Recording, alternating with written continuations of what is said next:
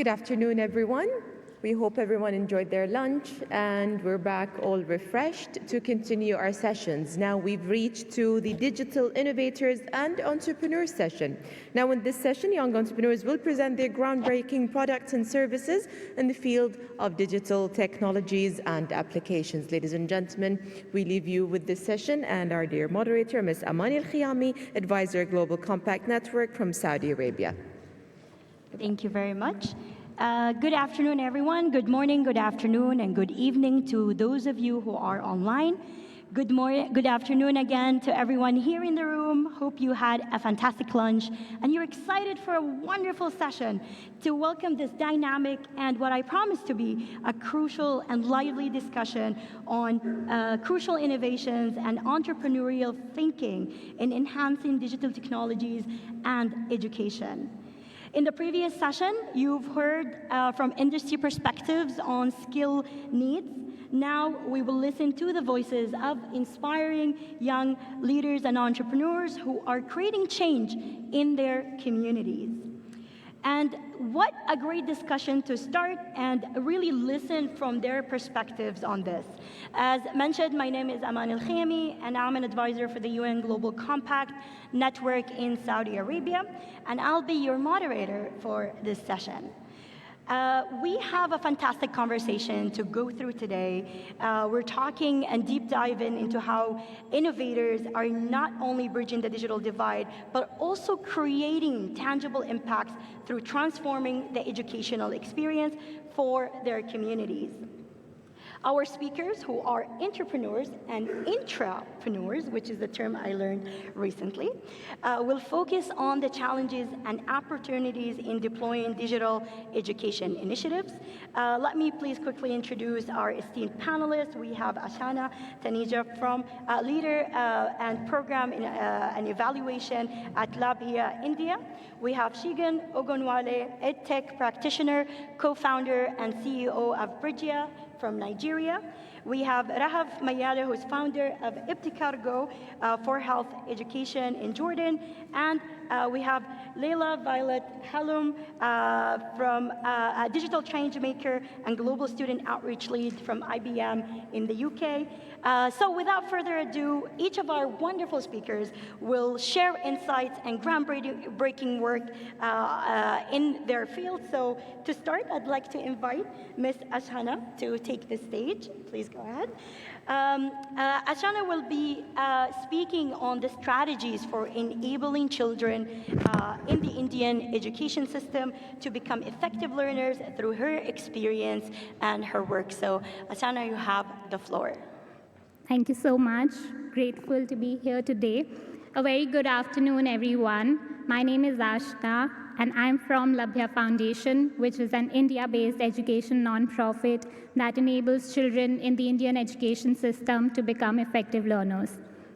Before I move into talking about the work we do, why we do what we do, and more importantly, how do we harness the power of digital technology, I think it's important for me to first set the context of children's well-being and overall mental health landscape in India. So for that, I would request and invite everyone to maybe close your eyes for the next 20 seconds and listen to an audio.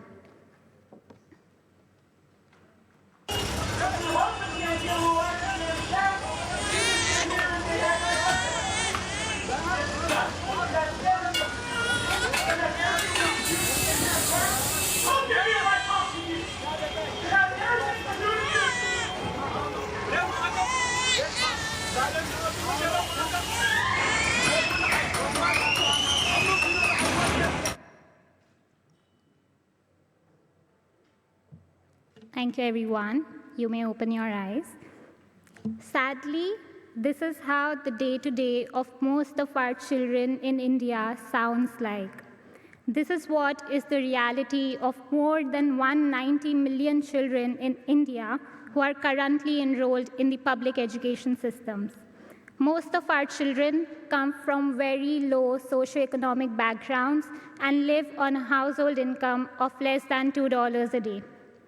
While this may seem to be a challenge of poverty, the problem here is much more severe, much more multidimensional, and much more multi-layered. The problem is of all the emotional challenges that is induced due to poverty, such as stress, violence, trauma, anxiety, that our kids experience on a day-to-day basis. As a result, when our kids come to school, they carry a heavy baggage of hopelessness and not being ready to learn, in addition to all the financial baggage that they have. So, what do? We at Labhya, we at Labhya partner with the Indian state governments to co-create and institutionalize a daily well-being class into school teaching. So just like we have a math, science, or a language class, every day our kids back in India also experience a daily well-being class that takes place for the first 30 minutes. We call it the happiness class. Our curriculum comprises of mindfulness, reflective stories, experiential activities, and last but not the least, opportunities for self-expression by the children. These are some of our children experiencing the curriculum. The curriculum is highly localized and is deeply rooted into the socio-cultural context of the states that we work in. It's highly cost-effective, low burden, and is facilitated by the school teachers to ensure sustainability of the program and in order to leverage the existing pool of resources. And with this, I would also like to invite everyone to maybe experience a small part of our curriculum. So once again, I would request everyone to maybe close your eyes. However, if that feels uncomfortable, you may lower your gaze.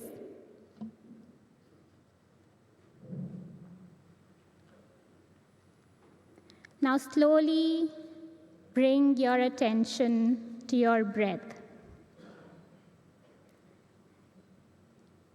It's coming in, it's going out.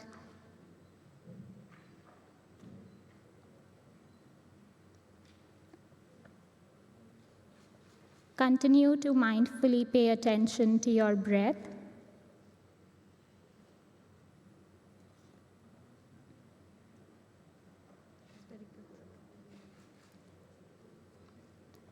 And whenever you feel ready, you may open your eyes and give each other a big, wide smile. All right. Thank you so much, everyone. So practices like these, which are conducted on an everyday basis at the start of the class, enable kids to overcome feelings of anxiety, stress, and in turn feel more prepared, centered, and ready to learn in the class. At present, our well-being curriculum is being experienced by 2.4 million children. We work across 22,000 public schools.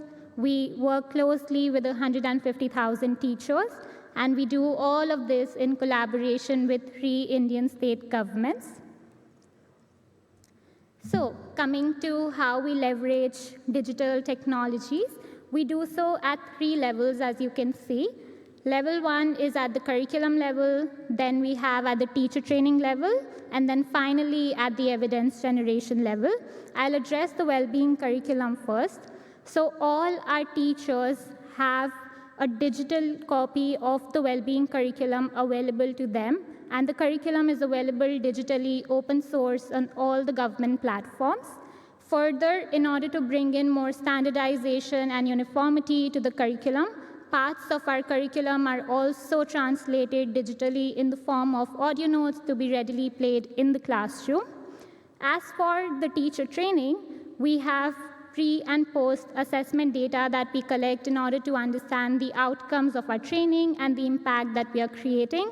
For that, we use digitally interactive tools, and we also have a WhatsApp AI tech-enabled chatbot in which we disseminate content and feedback to the teachers. And then finally, in terms of evidence generation, we collect real-time insights to understand the fidelity of our program using an AI-enabled chatbot, which our users find extremely useful and very interesting to engage with.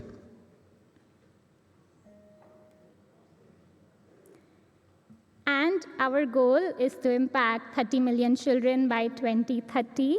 And this is all possible with the power of digital innovations, with the growing and rapidly evolving digital world. And for that, I invite everyone to join us on this global well-being movement of children and young people's well-being. Thank you so much, everyone.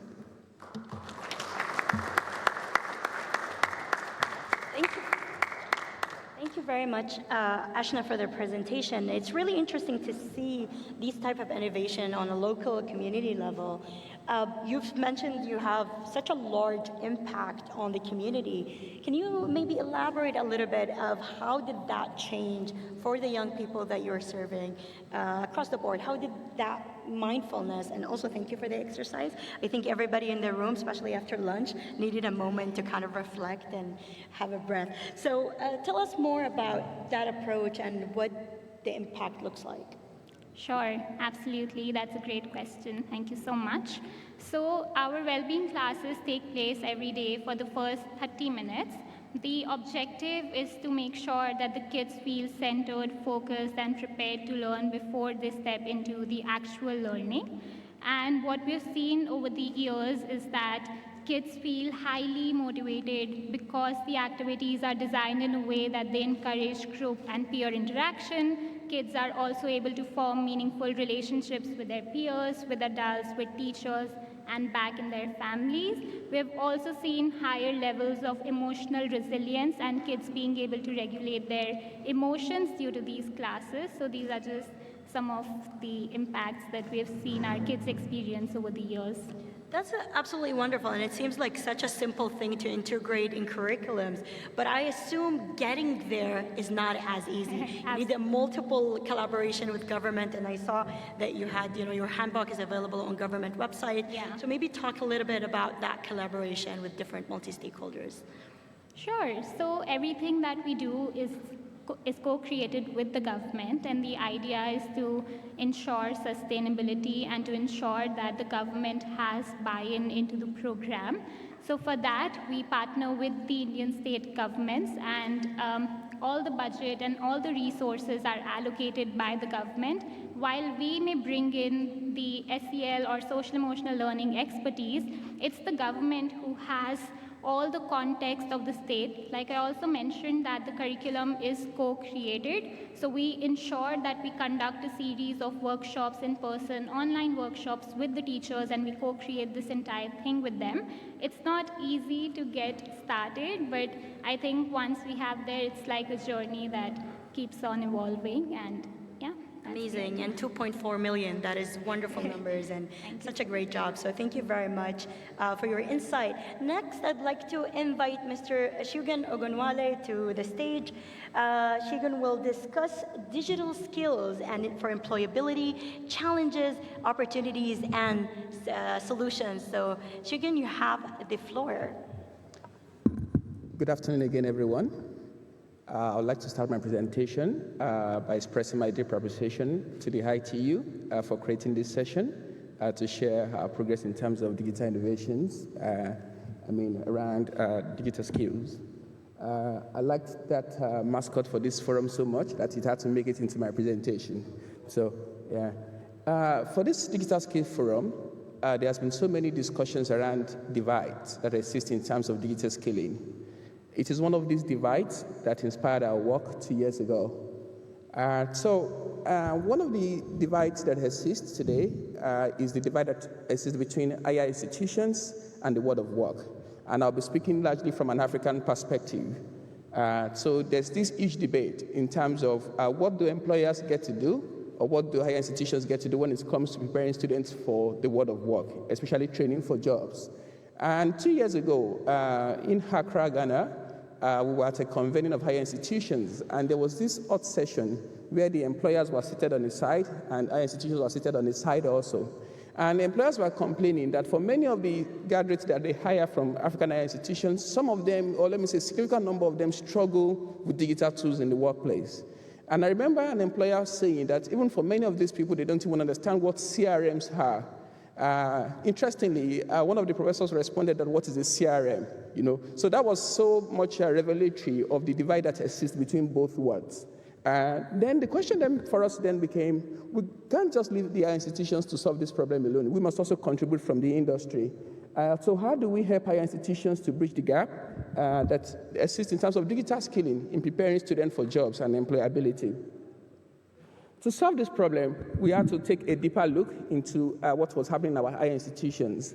And from several conversations with higher education leaders, a number of challenges became very evident. The first one is an awareness on what is relevant. So typically in higher education, a curriculum can be taught for 10, 15 years. Unfortunately, that is not the case in terms of digital skills. Digital skills are always evolving. So a decade ago, what was important is students being skilled in Microsoft Office suite. 5 years ago, there was a lot of rave around blockchain. Today, we're talking about generative AI, what we will be talking about in the next 5 years. So digital skills seem to be always evolving. For higher education leaders, that was quite a challenge. So how do we know the exact digital skills that are ready for students and preparing for the world of work? The second challenge was in driving motivation in terms of motivating students to action. So today, you see a lot of people that are digital natives that are in higher education today. But how do you convince the student that beyond the digital skills for life, you also need to be conversant with the digital skills for work? Just like Dr. Chris explained in his presentation of the new toolkit yesterday. Many of these students are conversant with TikTok, Instagram, and ChatGPT. How do you then convince them that you need to learn the intermediate and advanced skill set, even when you're not a computer science student? So that was a major challenge also, for higher institutions. And the third one is assessing skills. Traditionally, higher institutions have done very well when it comes to assessing knowledge. But how do you then assess or measure skills at scale? These challenges informed our work in terms of building a solution to that problem. So last year, we launched a chatbot called Kiki. And what Kiki does is Kiki is a mobile-first solution because, like I said, most of our work has been done in sub-Saharan Africa, whereby you can have on students' mobile phone, you can quickly launch a chatbot that interacts with students for them to have a kind of awareness on the digital skills that are relevant for the world of work and quantitatively assess their skills. So let me just play this short video for you to understand how it works. The Digital Skills Proficiency for the Workplace Awareness and Assessment tool helps students to become aware and assess their proficiency at digital skills used in the workplace. It uses a chatbot to present a scenario with work-related tasks that require digital skills to perform. Students reflect on the tasks and respond with their ability to perform the tasks presented. At the end of the conversation with the chatbot, they receive an assessment report by email with their scores across different digital skills areas. The report also includes links to resources for improving their digital skills. A campus-wide report is also made available to staff at the career office or any other unit responsible for student skill development. This report can be used to plan digital skilling programs. The tool can be used as a survey to know what digital skills are in demand among partner employers that students need to be aware of and develop.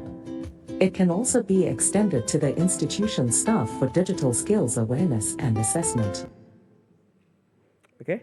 Yeah, so essentially today, Kiki evaluates students around 34 competencies across 5 digital skill areas. The framework itself is more focused on digital skills for life a bit and very much into digital skills for work. So in terms of outcomes and impact, we've been able to do more than 2,000 students in terms of evaluations at 39 institutions across 5 African countries.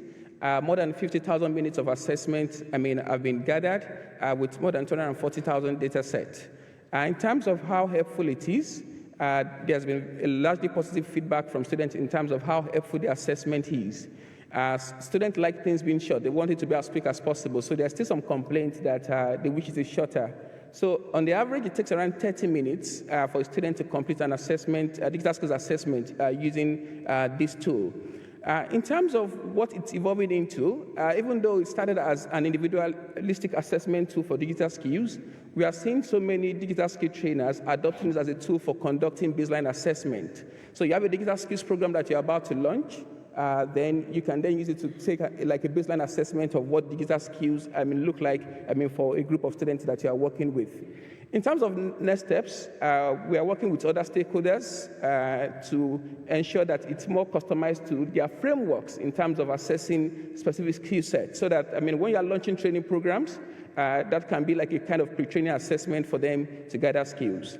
Hopefully, many of these partnerships will get us to a point whereby we can reach 100,000 learners each year. So these are what we've been able to do around digital skills assessment. In terms of lessons learned and recommendations, 3 of them very importantly, a lot of these solutions have to be very user-centered. By the time we were starting this project, many skill assessment tools were so much focused on collecting data that they neglect sometimes, the students or the learners themselves. Many of them tend to be very boring, so these solutions have to be very well-centered on the user itself. What we've been able to do is to ensure that the assessment not only just collect data, but it becomes a kind of experiential learning experience for the student, and then they become very aware of their skill gaps that they want to participate in digital skill trainings. The second one for us has been, it doesn't always have to be a top-down solution. There's so much burden on government to keep providing solutions, such that sometimes we expect everything to come from government. With what we've been able to do with our project, we launched in an institution, and today more than 14 other institutions have adopted the same solution. So sometimes solutions can start from communities and then can be replicated in other places. It's faster, there's less bureaucracy, and you get a lot of things done. The last one has been around regulations. Regulations have to be more agile. From our conversations with many of these higher institutions, to even launch new programs, it takes quite a long time to get regulatory approval in terms of curriculum. And by that time, you are getting that skills have evolved a bit also. So there's room for regulations to be more agile and to be more responsive. Thank you.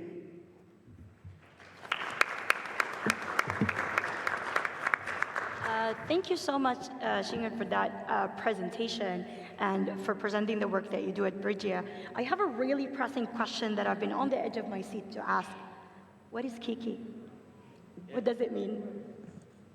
So Kiki is a Nigerian name. It's an Igbo name particularly called Inkiru. Yeah. So a short form of that Igbo name is Kiki. And that was named after the career center leader that inspired this project. Oh, wow, that's wonderful.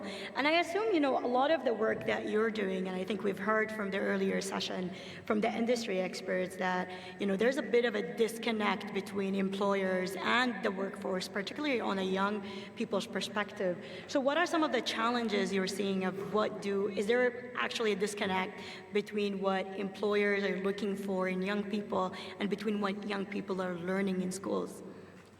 Yeah, I think there are different perspectives to this, and I would like to speak from the perspective of sub-Saharan Africa, right?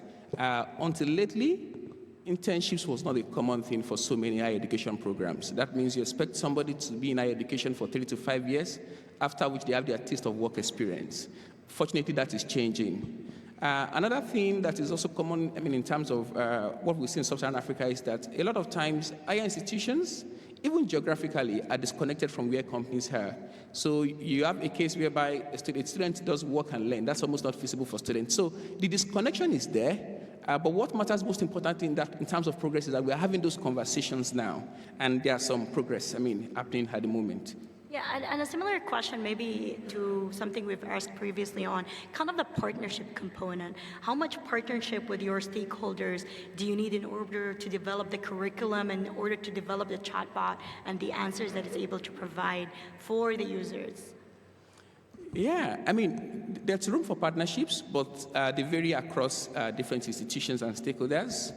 Something I advocate, especially which is also more entrepreneurial, is that don't get too long into the documentation of partnerships and bureaucracies. And I know it's a little contrarian, but for you to get some things done, your partnership may even be with a faculty member to say, there's this solution I'm working on, can I pilot this within your class, right?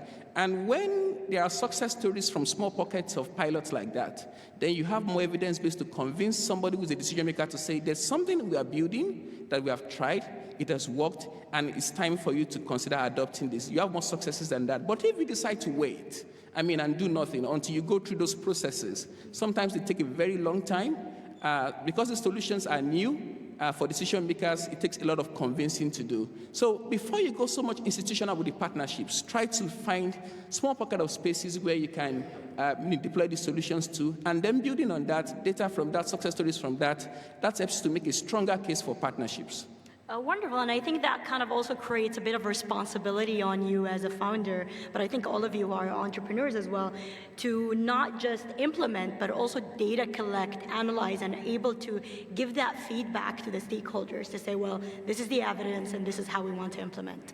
Yeah, thank you very much, Egan. And I think, in the conversation of responsibility, I'd like to invite Rahaf to take the stage. So Rahaf will talk more about, how innovators and founders can ensure sustainability and responsibility in their projects, as well as the role of technology in making education a more accessible and effective process. So Rahaf, you have Thank you the so mic. much. Good afternoon, all. This is Rahaf Mayala. I'm a founder of Ibtakir Go. Ibtakir Go is a startup that's based in Jordan, which I'm gonna highlight during my presentation. I'm a passionate climate activist and digital innovation. So as an entrepreneur, I are always looking for innovation solutions that fit my combination between as a climate activist and digital innovator, which innovate me to bring my startup, Ibtakir Go, which combine my passion for climate action as a digital innovator also. Actually, let's talk about Ibtakir Go. Ibtakir Go is a pioneering organization that is based in Jordan. What we are aiming to do, we are equipping children and youth in Jordan with the essential digital skills through our packages. What makes us special? Our packages is made from eco-friendly material because we are always looking for sustainable solutions that help the kids, the youth, to learn digital skills, but the way that is more sustainable to the environment, because our plan, they are looking for these solutions. Our packages include electronic components, and that makes us special because the electronic component also that we use is recyclable, because there is a lot of statistics and numbers that I will share with you during my presentation that show how there are a lot of effect of electronic components that accumulate in our environment. And it's into there is our own learning material that we design it because we are believing in the sustainability of education. We just wanted to have a packages that we give it for the children and youth all around Jordan. They can learn, play at the same time, and having our own learning material to maintain the sustainability of the education, because we want them to have the learning digital skills, but at the same time to have a source to become more than every learning they do. As a startup, a digital innovator, we are always looking for sustainability. Sustainability to exist in the societies, to maintain after years, to become also exist in our societies, sustainability of our solution. That's why our startup met 6 of the SDGs. As a SDGs believer, we are always looking to meet SDGs to help to maintain the SDGs, especially we are near to 2030. So one of the 6 SDGs that we are met as a Ibtakir Go, as a startup, one of them is tech-empowered learning, empowering cares in tech, especially through our project that we implemented in Jordan, bridging the digital divide, tech-driven solutions, promoting sustainable practices in education, and collaborative action. Actually, during our journey, it's not a very long journey, but we did a lot. During our journey, we have empowered more than 550 youth in Jordan with the essential digital skills through a lot of collaborations that we have done. In HN2, we have empowered more than 200 youth, 200 kids in Jordan. And also because Jordan have 12 governorates, so it's not too easy to become in all the governorates. So we make a fixed learning point. This fixed learning point, they can come, learn at any time in their communities, because we wanted to help them to learn at their communities, to share the knowledge between each other. And in HN2, we have done more than 30 free workshops, because there is a lot of youth, there is a lot of kids, they are in need for these essential digital skills, but didn't have access to it. So as one of the social responsibility, we give them as a free.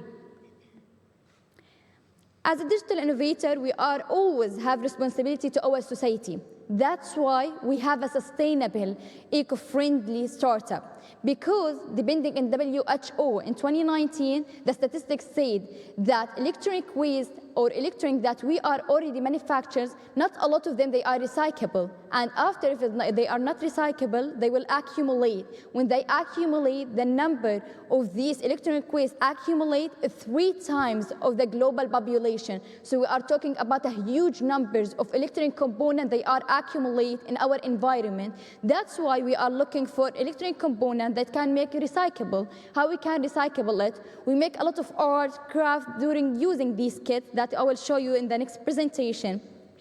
As I say in the picture, this is one of the projects that we have done in Jordan in our partnership with Abdelhamid Shoman Foundation, which is one of the biggest organizations in Jordan. They are aiming to help kids and youth with digital skills. So through our partnership with them, we make a lot of training for kids and youth there to help them to learn and play at the same time, because we are believing in the innovative, and at the same time, we are believing in the education based on learning, based on applying, because our kids, our youth, they are looking to learn digital skills. They are looking to have these digital skills, but at the same time, they didn't have it if they're not attractive to them. That's why we make it as a playing. During our project, we can make a very simple project like the one that you see in the presentation, octopus, guitar. It's a very simple one, and we can make a very huge one and very sensitive one, like sensors, temperatures of the room, gases of the room, and a lot of efforts.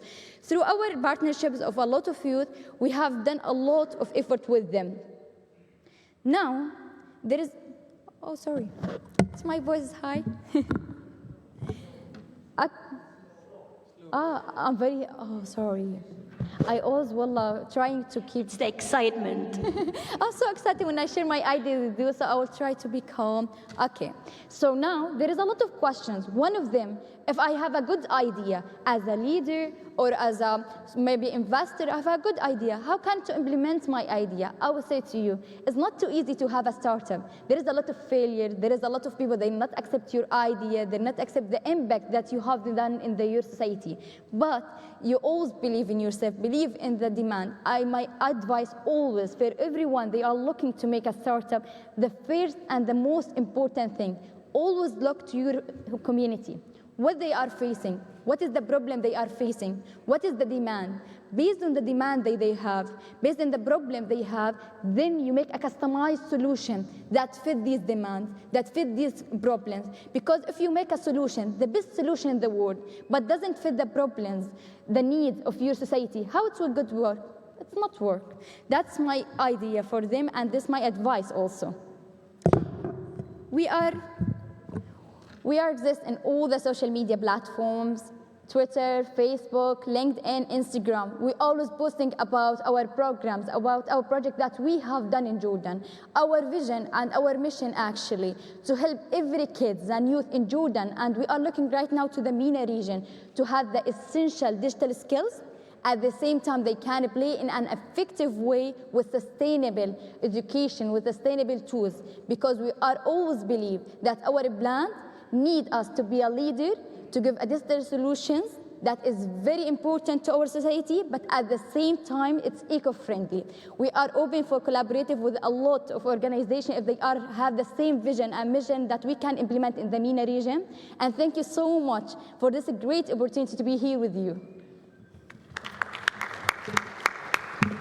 Thank you so much, Farah, for your excitement and passion. And maybe a bit of commentary. I think this is where kind of a generational disconnect, if you will, of older generation wanting a more slower, calmer pace versus younger generation are very eager and excited to share our voices. And as I said in the beginning, we have young voices that are not just loud, but loud and proud of the work that they are doing. So thank you again, Rahaf. And let me, ask you really a little bit about Ibtakir Go. It's really interesting, the work and the sustainability component that you are looking at.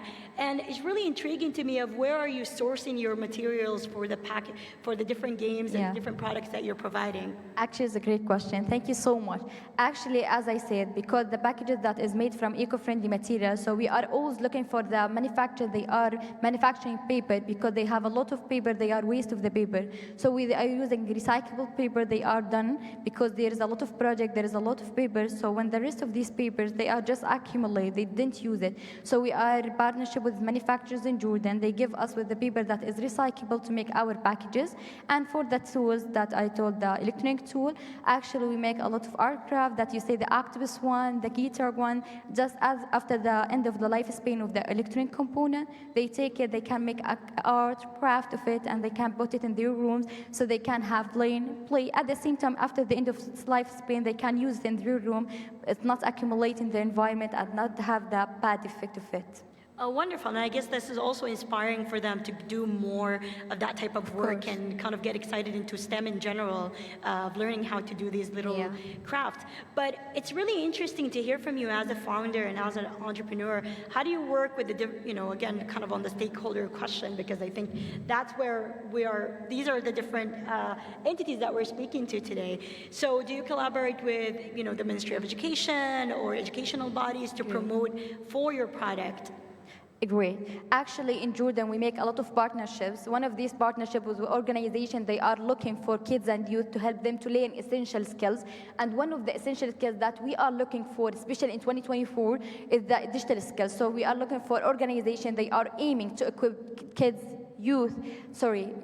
and youth in the digital skills, the essential digital skills. In HN2, we are looking for the educational institutions, because there is a lot of universities in Jordan that we collaborate with, like Hashmiya, University of Hashmiya, University of Jordan, to make some training and workshops for them, because it's very important to collaborate with the educational institutions, at the same time to collaborate with the organizations, so public organizations or the private organizations, they are have the same vision and mission. Oh, wonderful. I hope you have your product on your website so people can also kind of buy into it and actually try it out and see how they can replicate your model in different countries, or also collaborate with you on kind of bringing these innovations into their countries. Yeah, they can check our website. Actually, we have a website, land.epticgo.com. So when they check our website, they can know more about our education product, know more about partnerships, what we have done, and what we are aiming to done actually as a goals. Wonderful. Thank you so much, Thank Rahaf. you. And last but not least, I do recommend everybody prepare your questions for these wonderful panelists as we go on to listen to our final speaker of this panel. Layla, please, I welcome you to the podium. So Layla will discuss the importance, Lela will discuss the importance of creating collaborative ecosystems to accelerate digital skills development and ensure inclusivity, as well as the core skills and mindsets young entrepreneurs need for innovation. So Lela, take the floor. Thank you. Distinguished guests, ladies and gentlemen, my name is Lela Violet Haloum. I just turned 20 and I lead global student outreach as a digital change maker at IBM. I'm Lebanese British and next week return to London to embark on my second year reading politics and international relations at SOAS, University of London. It's my pleasure to share my journey change-making as an intrapreneur with you today, and I urge you to rethink the role of my generation, the digital generation. I want you to leave with a clear understanding not only of my pioneering efforts, but of the vital role we all play in shaping an equitable and diverse digital future. Before that, let's return to where it all started. My journey in technology began long before I set foot in the classroom. It started when I was just a child, eagerly exploring my parents' work computers, blissfully unaware that this simple curiosity would propel me to a global stage like this one today. As a self-taught coder at 8, digital was my creative outlet and my hobby. Digital was a means in which I learned critical thinking, expressed myself, played, and connected with others. However, that spark soon extinguished the moment I stepped foot in my first computer science class. Instead of feeling at home, I felt like an outsider. My peers, who were enamored by their smartphones, were disengaged and uninspired by curriculum that felt isolated and out of touch with real-world technology. The British IT curriculum, in my case, was particularly rigid and maths-heavy, leaving no space for diverse thought, and was disheartening to say the least. At just 11 years old, I wasn't merely witnessing the digital revolution, but I saw and was determined to be a part of it. So I entered a postgraduate hackathon at the age of 11 and won, standing shoulder to shoulder with professionals who were far beyond my years. It showed me that technology was so much more than a hobby and what we were taught at school. It could be the foundation of my future, and I knew then that I could make a real impact. It wasn't just hope that I found in these moments. It was a deep realization that technology on its own was simply not enough. It takes an entire ecosystem of startups, industry leaders, global organizations, educational institutions to not just coexist, but to collaborate fiercely.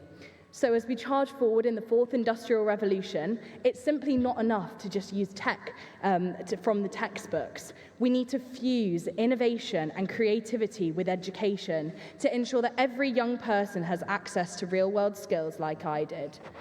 This message couldn't have rung more true when the coronavirus pandemic broke out.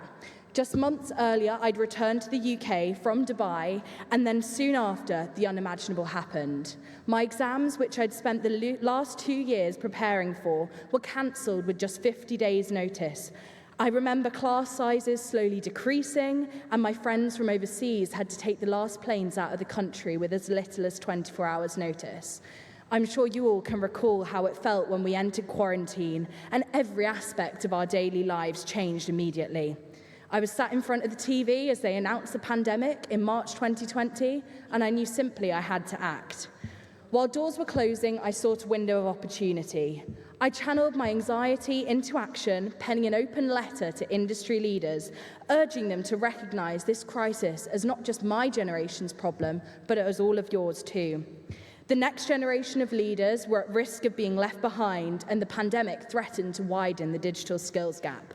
So I called on industry leaders to co-create with my generation my dream classroom environment, a new learning environment that was to be learner-led and industry-supported, where we could learn skills that were relevant to the world of work and show technology as a catalyst for our purpose and passion rather than an all-consuming threat. I longed for direct communication in the form of webinars, peer-to-peer networking, mentorship and networking opportunities, and the opportunity to ask all the questions I had about the world of work directly to those in the world of work without having to browse through the realms of information and out-of-date careers guidance that we were receiving at school. All of this felt rather unimaginable, but I was overwhelmed with the immediate support and rallying reception that my call to action cultivated. What became evident was that in these times of crisis, industry was more susceptible than ever to change. In that same week, I found myself collaborating to lead the global hackathon Code the Curve with SAP and UNESCO. Thousands of students competed with solutions to fight back against COVID-19, and ideas included combating healthcare issues, education, media mis- and disinformation, and community building.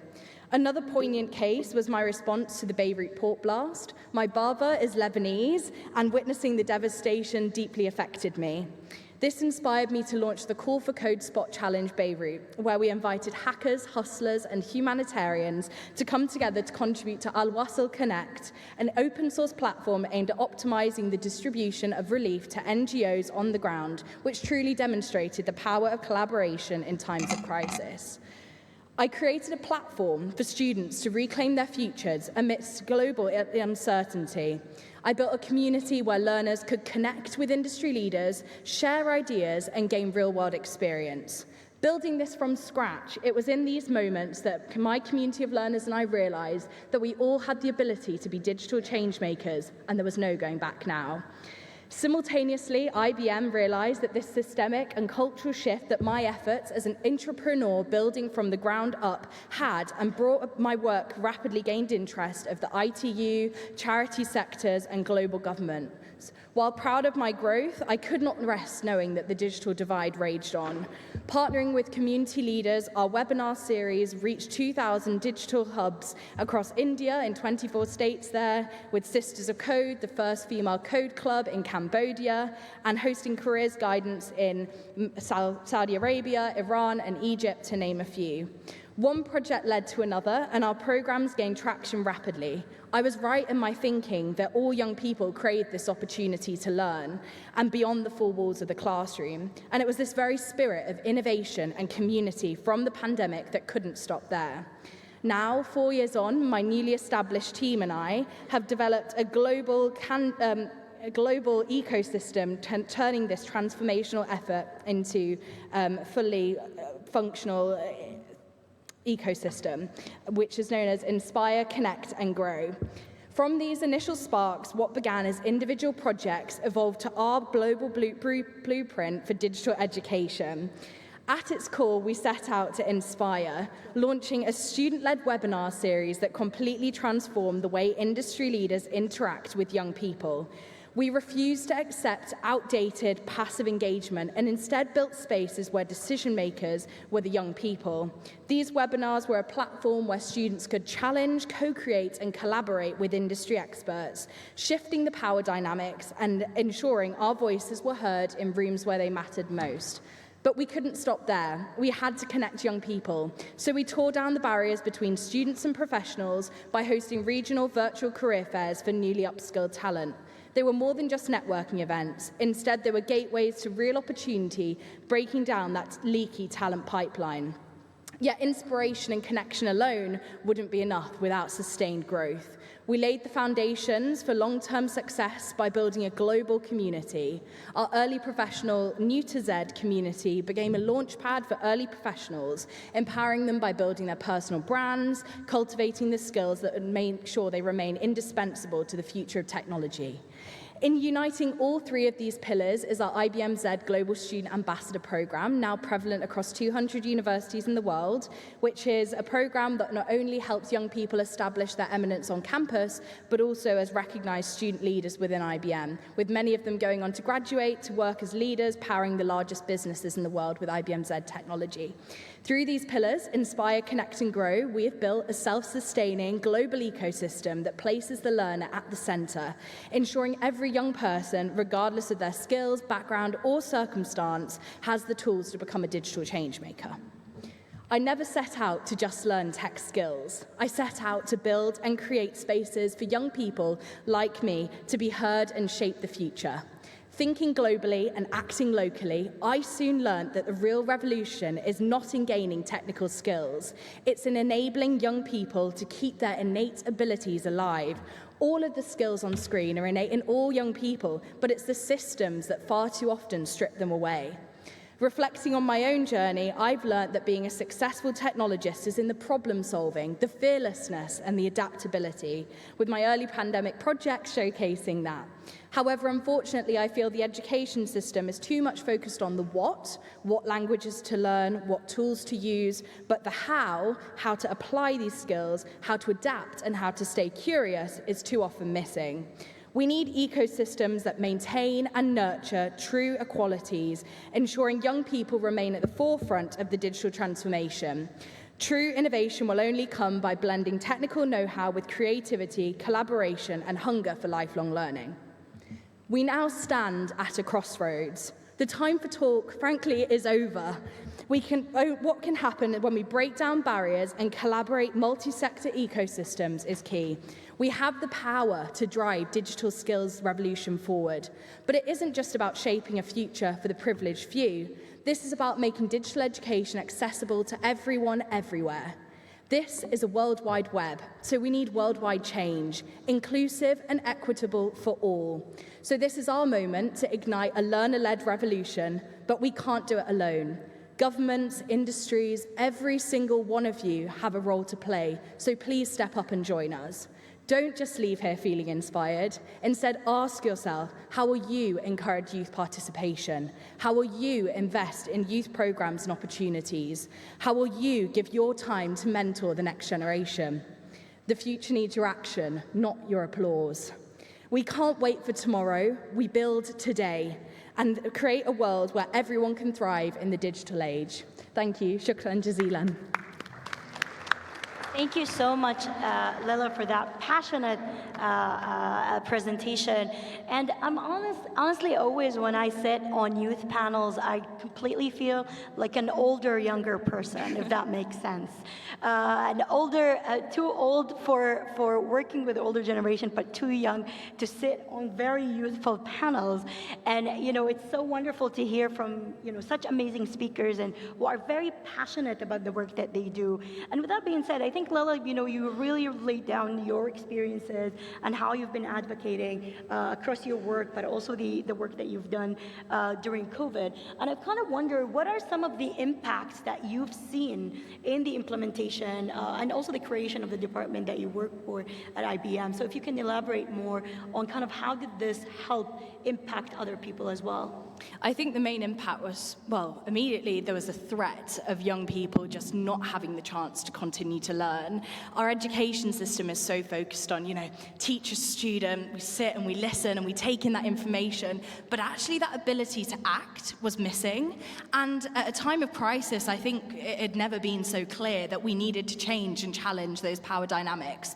So immediately the impact was in the individual. It was the ability for young people to reimagine education, reimagine their role in society. And for many young people coming from, like myself, humanities backgrounds, interest in the arts, rather they see themselves as more entrepreneurial, whatever that may have been, it was allowing them to see that the digital revolution, that everyone had a part to play in that. So seeing young people come onto our learning platform, IBM Z Explore, and gain badges on there, attend webinars, have access to mentorship, even that chance to have peer-to-peer networking meant that what was just your computer science classroom of 10, 20 students from your community became a global space uniting 10 to 25-year-olds and beyond.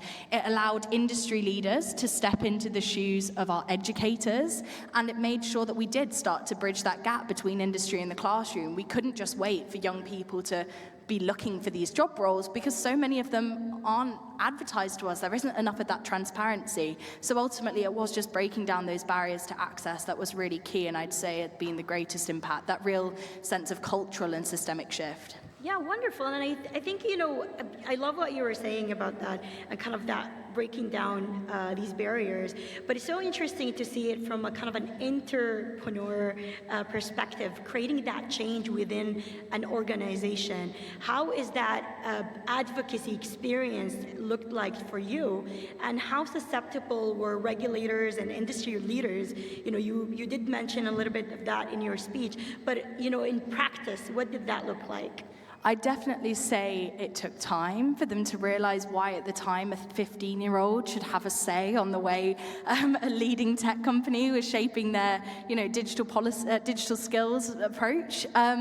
But I would say that it did just challenge the way they were thinking about that. So instead of being so tied to metrics or business outcomes, we instead looked at the importance of nurturing and the individual case studies. What's my proudest thing to see is each of our student ambassadors around the world and see how they've gone and taken on our learning platform as a start, but been able to create a whole community and pave their own experience. Another thing is that within education, and speaking to educators too, they say that they're given the textbook, they have such a limited amount of time each week to pass those skills on.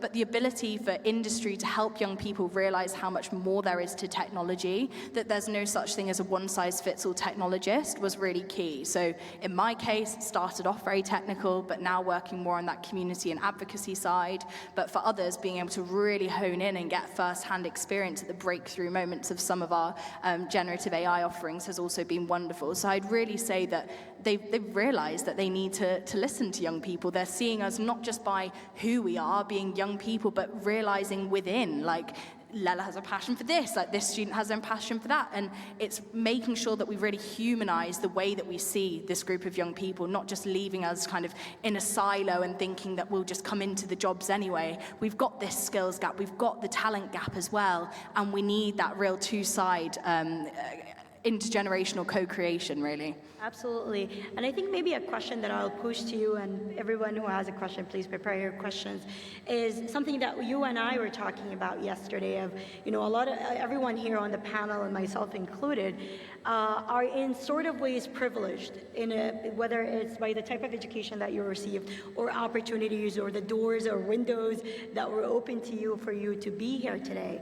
How can you not be an anomaly, but rather the norm systematically, whether whether through policy change, through updating educational processes, or through opportunities created by the nonprofit sector and so on. So maybe a few words from each as we see how many hands we have up. So maybe we take it from you, Lila. Go ahead. Yeah, I'd say the first thing each of us can do is, leave our egos and silos that job titles bear at the door, and just go out and connect with a young person to really understand their joys, their aspirations, their pain points, with society at large, with life. Like, what are they wanting to see more of? Obviously, we're all here, we recognize the importance of digital skills, but a panelist yesterday mentioned, we need to engage with the community, and we need that greater cultural context to understand. Otherwise, we risk just making the situation worse by saying, here's what we think you should do, and have this kind of sticking plaster approach to that. So I'd really just say,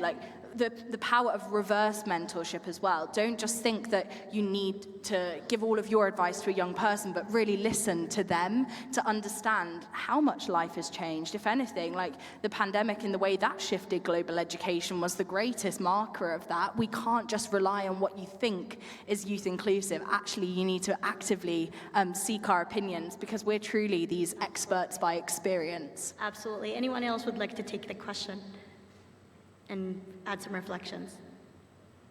Yeah, go ahead. So I think to add to that, in addition to designing programs, we must always think of last mile access. I think my colleagues from Nigeria and I were just discussing quite a number of initiatives, that exist today. A number of them, right? But we have to think about how do we get it to the people in the last mile. This could include partnerships, with people that have those reach. We could also engage champions that can take up these courses and then drive them to the grassroots in terms of communities. So the programs already exist. It's about how do we make them more inclusive, and how do we extend their reach. Wonderful. Thank you very much, everyone. And we'll open it up for questions. See a few questions over here. The lady in the back, in the white shirt. Yes, please.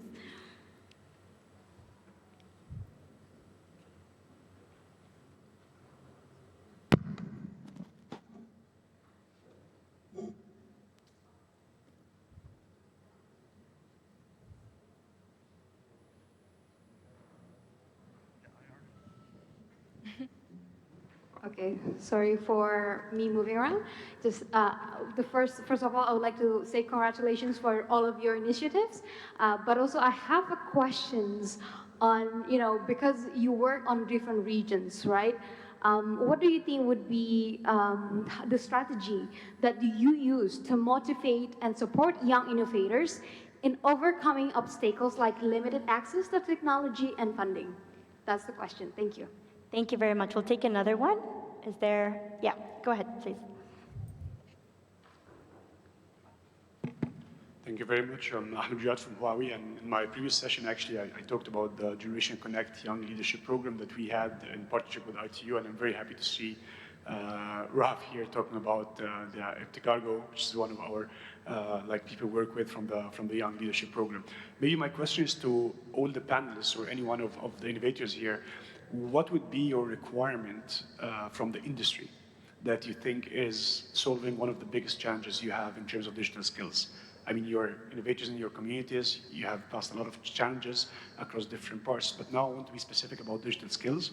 So what's the biggest challenge that you can identify in terms of digital skills, and what can the industry, or how can industry help you in these challenges? Thank you very much. Wonderful. I think maybe let's take these questions on. Who would like to take the last question? What do you need from industry, or what are the challenges that are faced from industry, if anyone would like to take? Go ahead, Rab. Thank you so much for your question. Actually, there is a lot of challenges they are facing as a youth, especially in the as a digital innovators. There is a lot of challenges. One of them is to access to the programs and the opportunities that build the capacity building for youth, especially in this part. As one of the GCYLB fellows, I'm so proud that they build my knowledge in the digital skills. They raise my knowledge about it and what they are coming in the world in this sector. But on the other hand, there is a lot of youth, they are in need for this skills. They are in need need for this knowledge, but they didn't have access to it. Because as you know, not all of the young leaders, not all the youth, they have access to the opportunities, they have access to raise their knowledge. They are in need for that, but they don't have access. So actually, this is one of the main challenges. And I think we can have a solution for it. Actually, if we can make our programs is more inclusive, we can make a lot of partnership, because I believe if we raise the partnership for every program that we implement, we can raise the number of the youth they know about the program, they are involved about the program, so we give them the opportunity to be part of it. So as one of the GCYLB fellowship, because I'm one of them, so I'm so proud. I'm working in my area, actually, in Jordan, to raise the awareness for youth about the programs, internationally program. They are a peer, or they are exist to help them to raise their knowledge. So as a young leaders, we have the solutions always. To make a partnerships. Actually, for me, I established a community in Instagram. It's called the Rahaf's Community.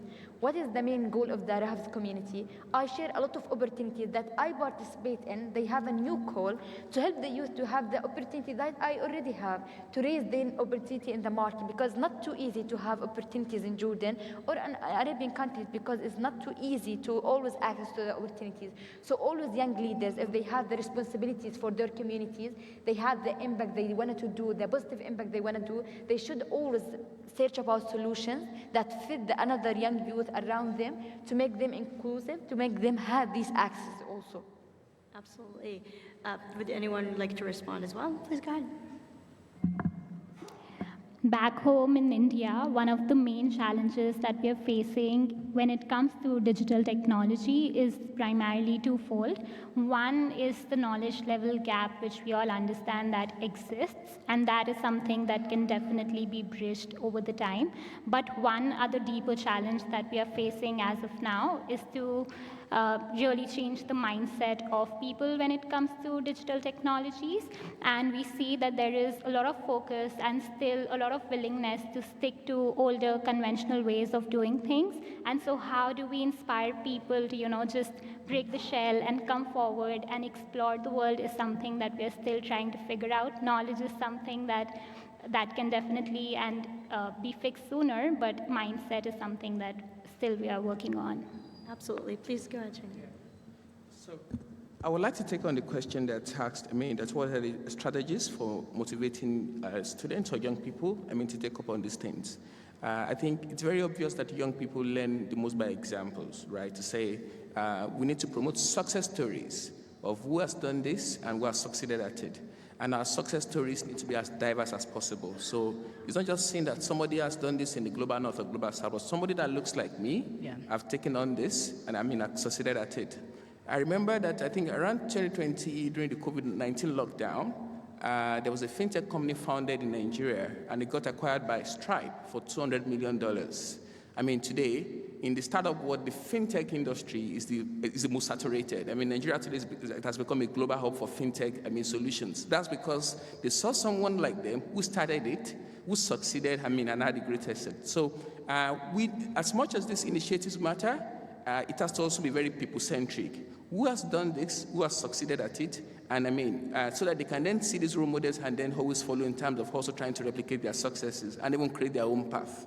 Absolutely. No, thank you very much. And, if I may add, as a younger person, not as a subject matter expert on the topic, but to kind of the question of how to motivate, I think young people are already motivated. It's not a problem of motivation, it's mobilization. How do you get young people the information and the accessibility? And we do talk about privilege. Getting the knowledge is privilege itself. How do I knowing about the knowledge, that there is a knowledge provider, is a privilege in itself. So it's more of how do you promote these opportunities to the right audience versus how do we motivate and get people to these classrooms. And that really connects to the next point that was, or the second question on what can industry do. One of the things that we've noticed, and I think it's been a topic of the day in a way, is contextualization. Being able to localize content. It's great that we have content in English, but if your audience does not speak English, then you've lost the motivation, right? They tell you, well, I don't know English, so I will not even sign up for this classroom. And I think this is the role of industry, to really be able to create content-specific and context-specific knowledge that are able to raise the different communities that we are discussing, whether the communities we work on or the communities that you as regulators, policymakers, and industry are targeting and working with. We have room for a couple more questions. Is there other questions in the room? Going once, going good. Please go ahead. Well, I think for me, it's not necessarily a question, but a comment, picking from the energy that was coming from the stage and, the type of examples and sharing, the knowledge that you have over the number of years done and the experience that you have accumulated. For me, it confirms actually the narrative that says, which we have included in our digital skills strategy, where we say the theory of change should change from STEM to STEAMing. And I can see that, really coming alive from that stage where innovation, entrepreneurship, and creativity are really driving the kind of energy and the passion that we have demonstrated today. Thank you. Thank you very much.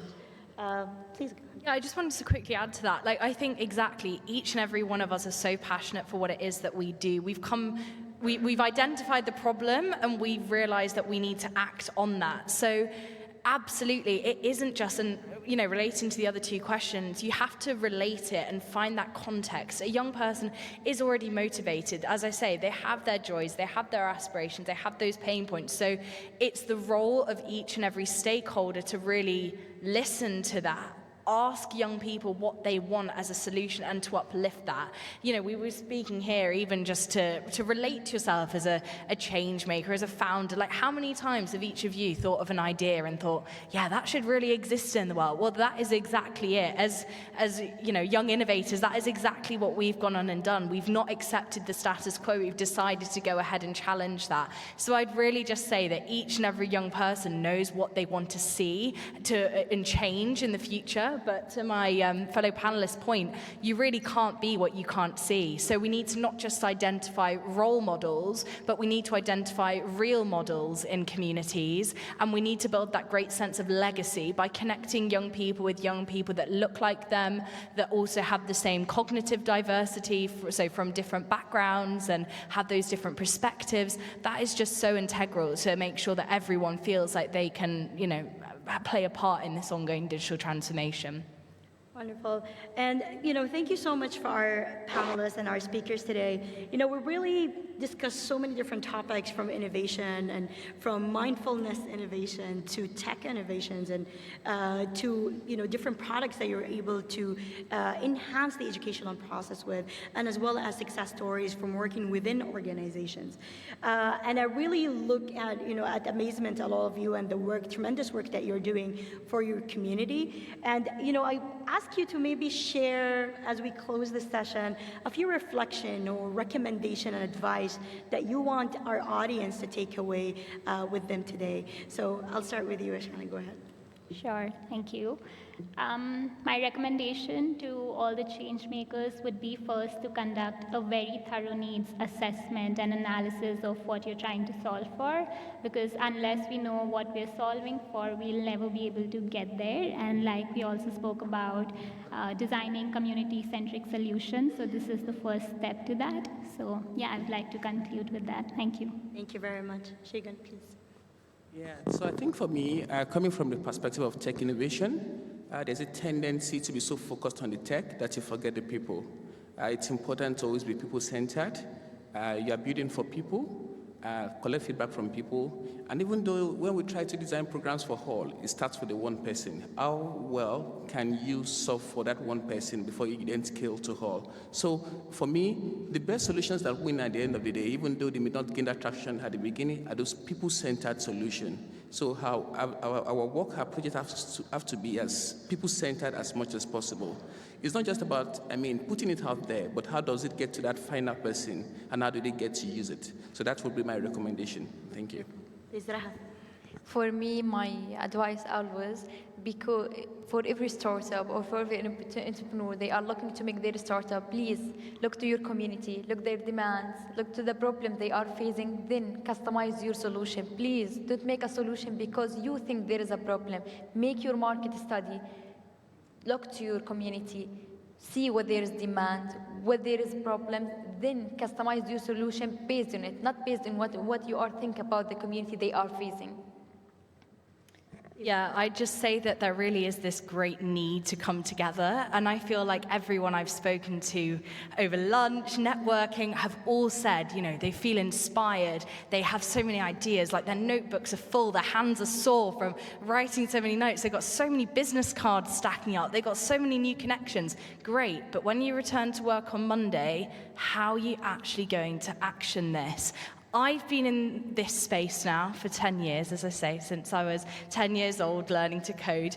And I'm getting tired already of having these same conversations, sharing my experience, sharing what needs to change. I think that really next time we all gather here, I want to collaborate. I don't want to just reiterate the same challenges that we're all facing. I'd love to see the progress that we all have made collectively, building these ecosystems. As I say, World Wide Web, worldwide solutions. So I really hope that next time we can come together and have this be a real summit of ideas and of energy where we can say, I remember this person said this, and this is how I implemented it in the workplace. Lela told me to speak to a young person. This is who I spoke to, and this is their success story since. We've got time to do it. We've got the energy. Young people have the ideas, the fresh perspectives. We want to speak to you just as much as you want to speak to us. So really just take that first step today.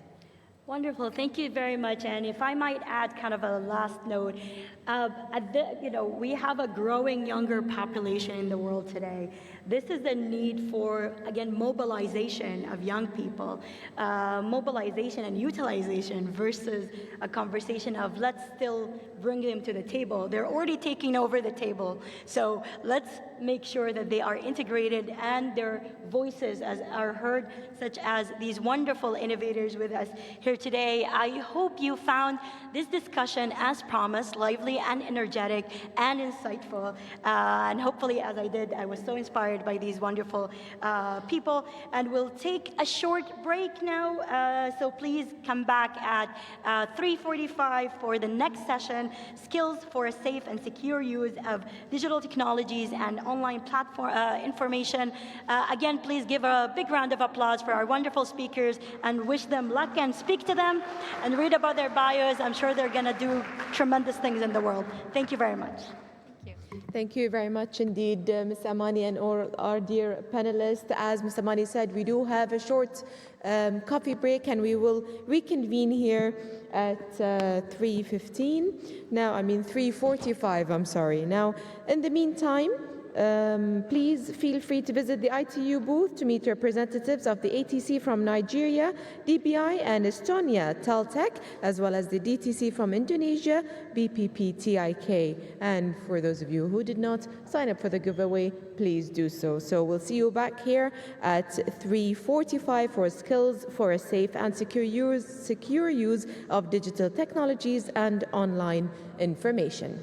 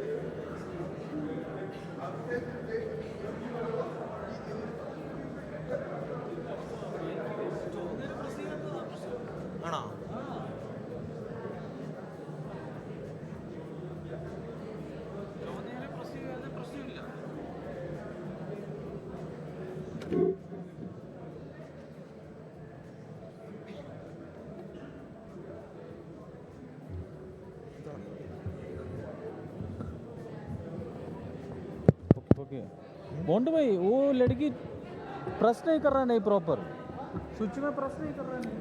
check.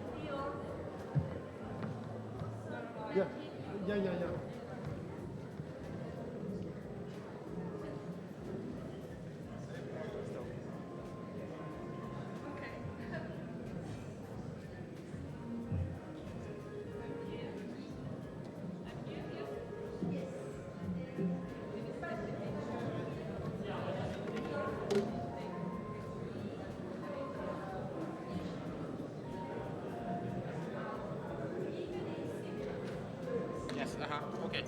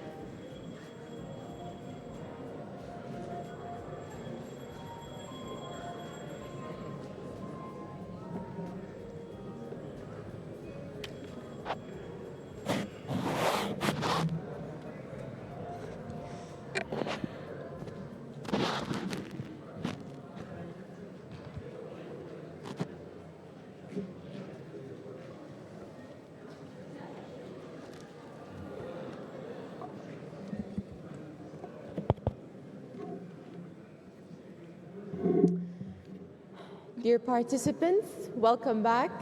We hope that you've had a refreshing break, ladies and gentlemen. Now, before we start, I would like to inform you, for all of you who have asked for the presentations, so for the presentations of the first day and the second day up until before this panel, we've uploaded the presentations in the website. So if any of you want to get a hold of a presentation, you can go to the website. And of course, by tomorrow, all the presentations will be there.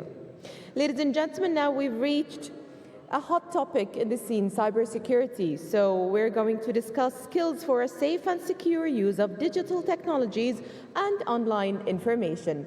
Please join me in welcoming our panelist and moderator, Ms. Natia Kukuladze, Commissioner, Georgian National Communications Commission. Good luck. Thank you very much, and hello, everyone.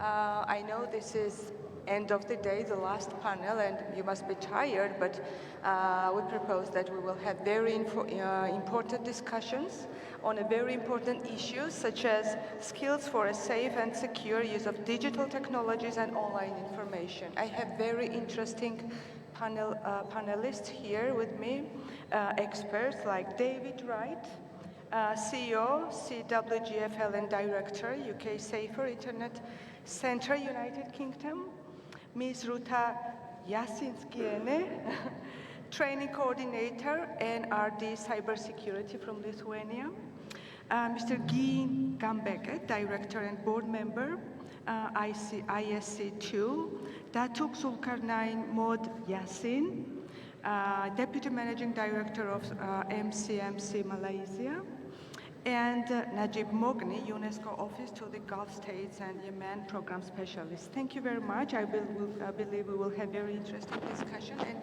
starting from you, David, we know that you have more than 20 years experience in online safety. If you could tell us what are the challenges and what role the education has in contributing this, not to have this kind of gap that we already have here. Natia, thank you. First and foremost, I wish to extend my gratitude, my thanks for the invitation to form what is an amazing panel. So thank you very much for that. As Natia said, I'm David Wright. I'm CEO of a UK charity, SWGFL, and a director of the UK Safer Internet Centre. So in that context, we're one of the 32 European national safer internet centres that make up the European InSafe network. So I've worked in this space for a long time, 25 years. There's little more important than clearly protecting children. Having seen and worked in this space for over 2 decades, we still continue to see children encountering harm, or threat and harm online. And so their education, the skills, their digital competencies is fundamental, I think, to all of this. It was actually about 10 years ago we had a really important moment. We have been considering risk and threat online through what is now the 4 Cs. Was devised by Professor Sonia Livingston from the LSE back in 2005. And the 4 Cs in terms of the risks that children encounter online, the content risks that they encounter, exposure to inappropriate and unhealthy content, contact-related issues and threats, so where they may be abused or bullied online or indeed exploited, conduct-related issues where their conduct is the issue, and then finally contract, so where there could be forming that little tick box that we all tick when we read and accept the terms and conditions, which you all clearly diligently read.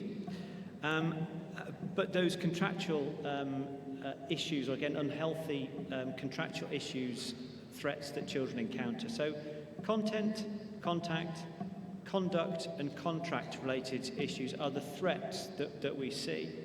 One thing I'm going to just dwell on just momentarily, which we've been really critical of, is particularly of schools and formative education, where they primarily focus on the harms online. So where children are shown videos of exploitation online, often law enforcement led, in a school hall perhaps through a structured program. On the premise we show them what exploitation looks like, they'll be able to recognize it and avoid it. We don't learn to drive cars by watching films of car crashes.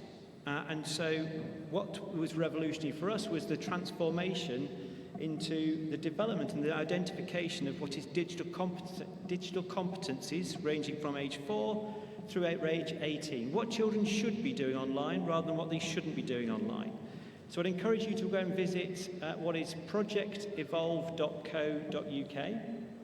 This is this huge project that describes the digital skills and digital competencies that children should have in I can statements. So as a 5-year-old, I should be able to do this. So if I'm teaching 7-year-olds, what are the skills that my 7-year-old should have from a digital safety perspective? Only last week, we published a report. There's tools in there available that's used by 70,000 teachers and 15,000 schools.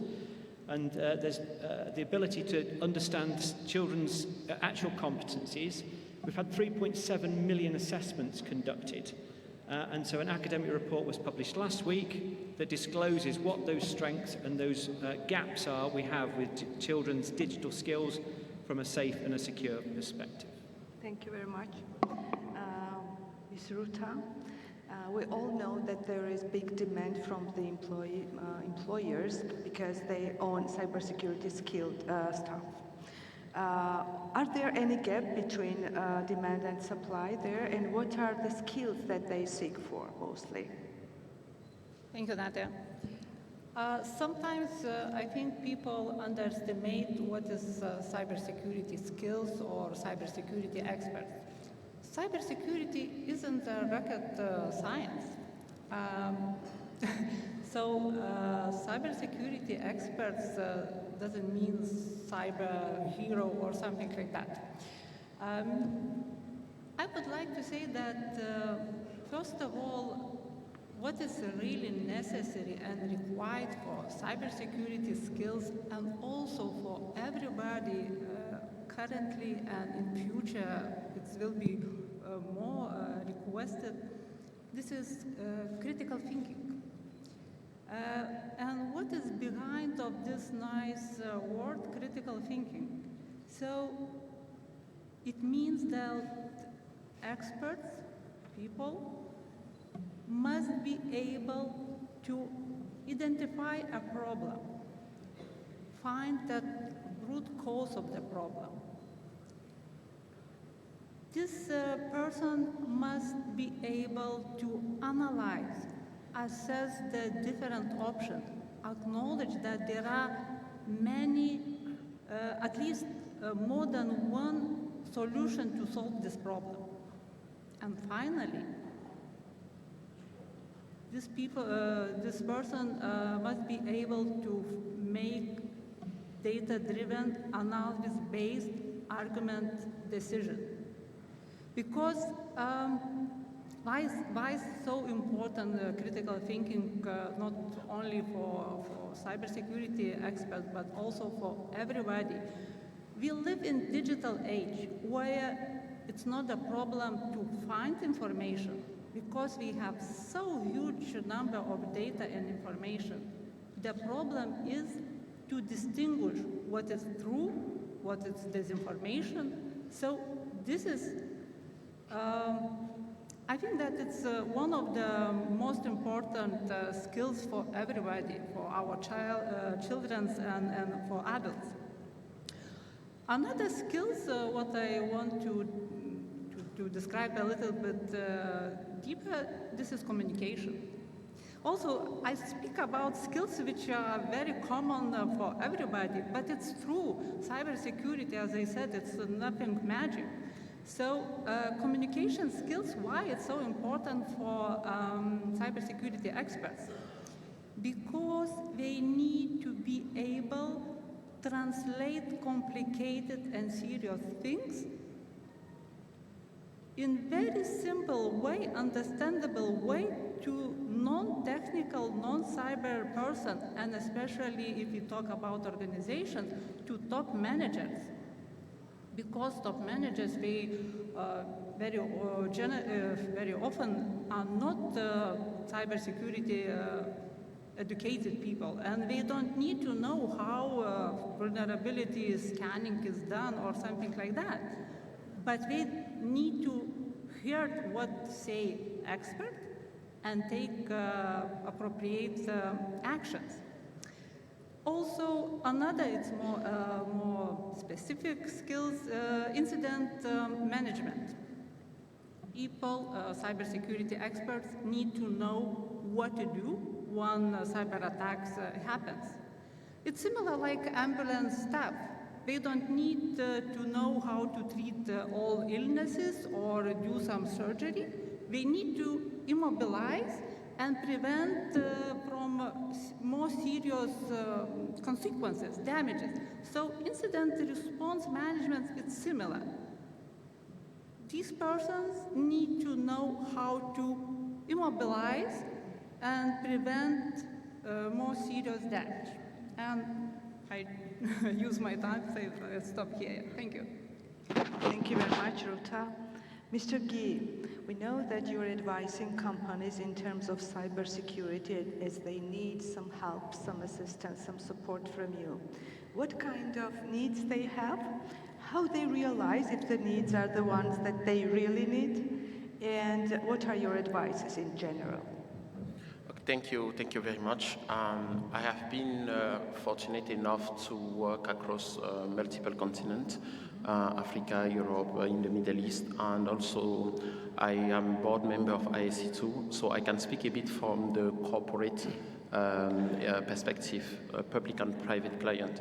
So the first thing is you need to know, ISC2 conducted a study this year about the workforce in cyber, and the gap is 5 million people, 5 million cyber professionals. It's a gap of 5 million cyber professionals. The study also showed that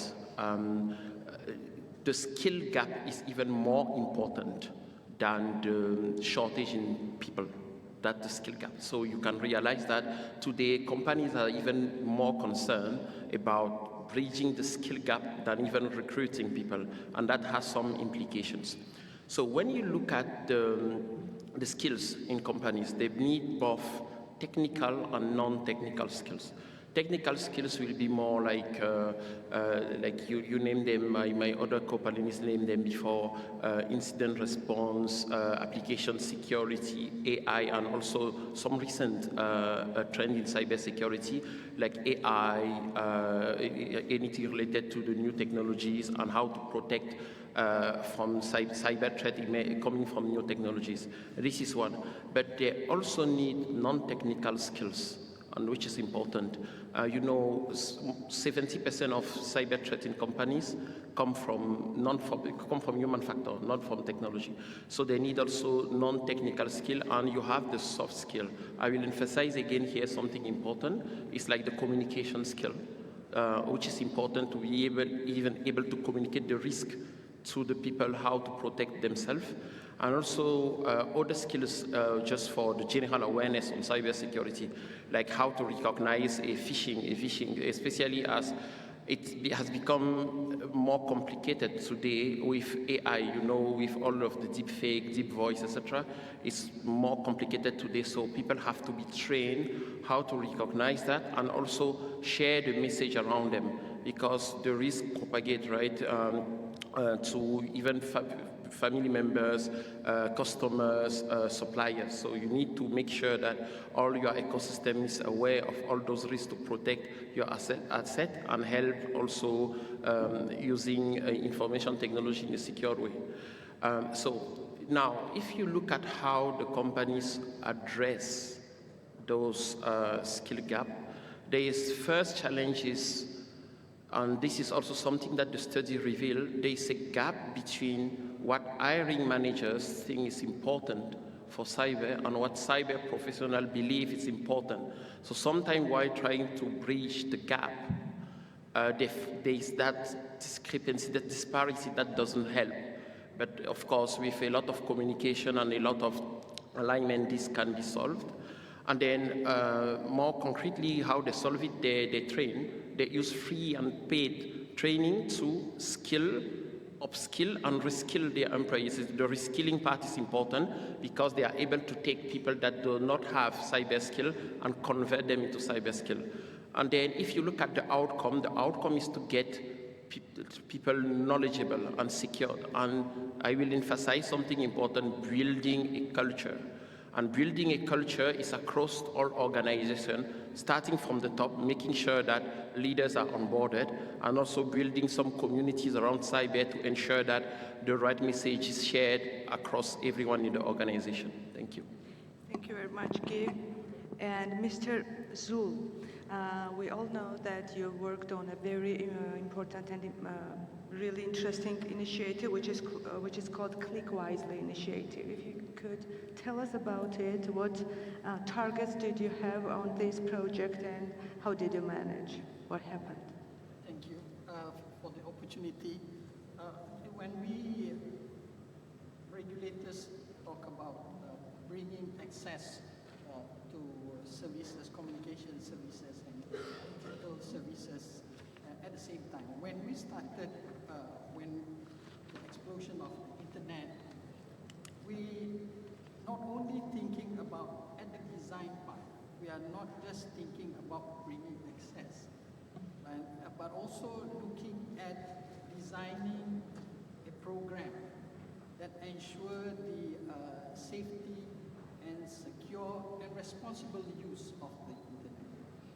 Now, when we talk about access, it's about opportunity and risk.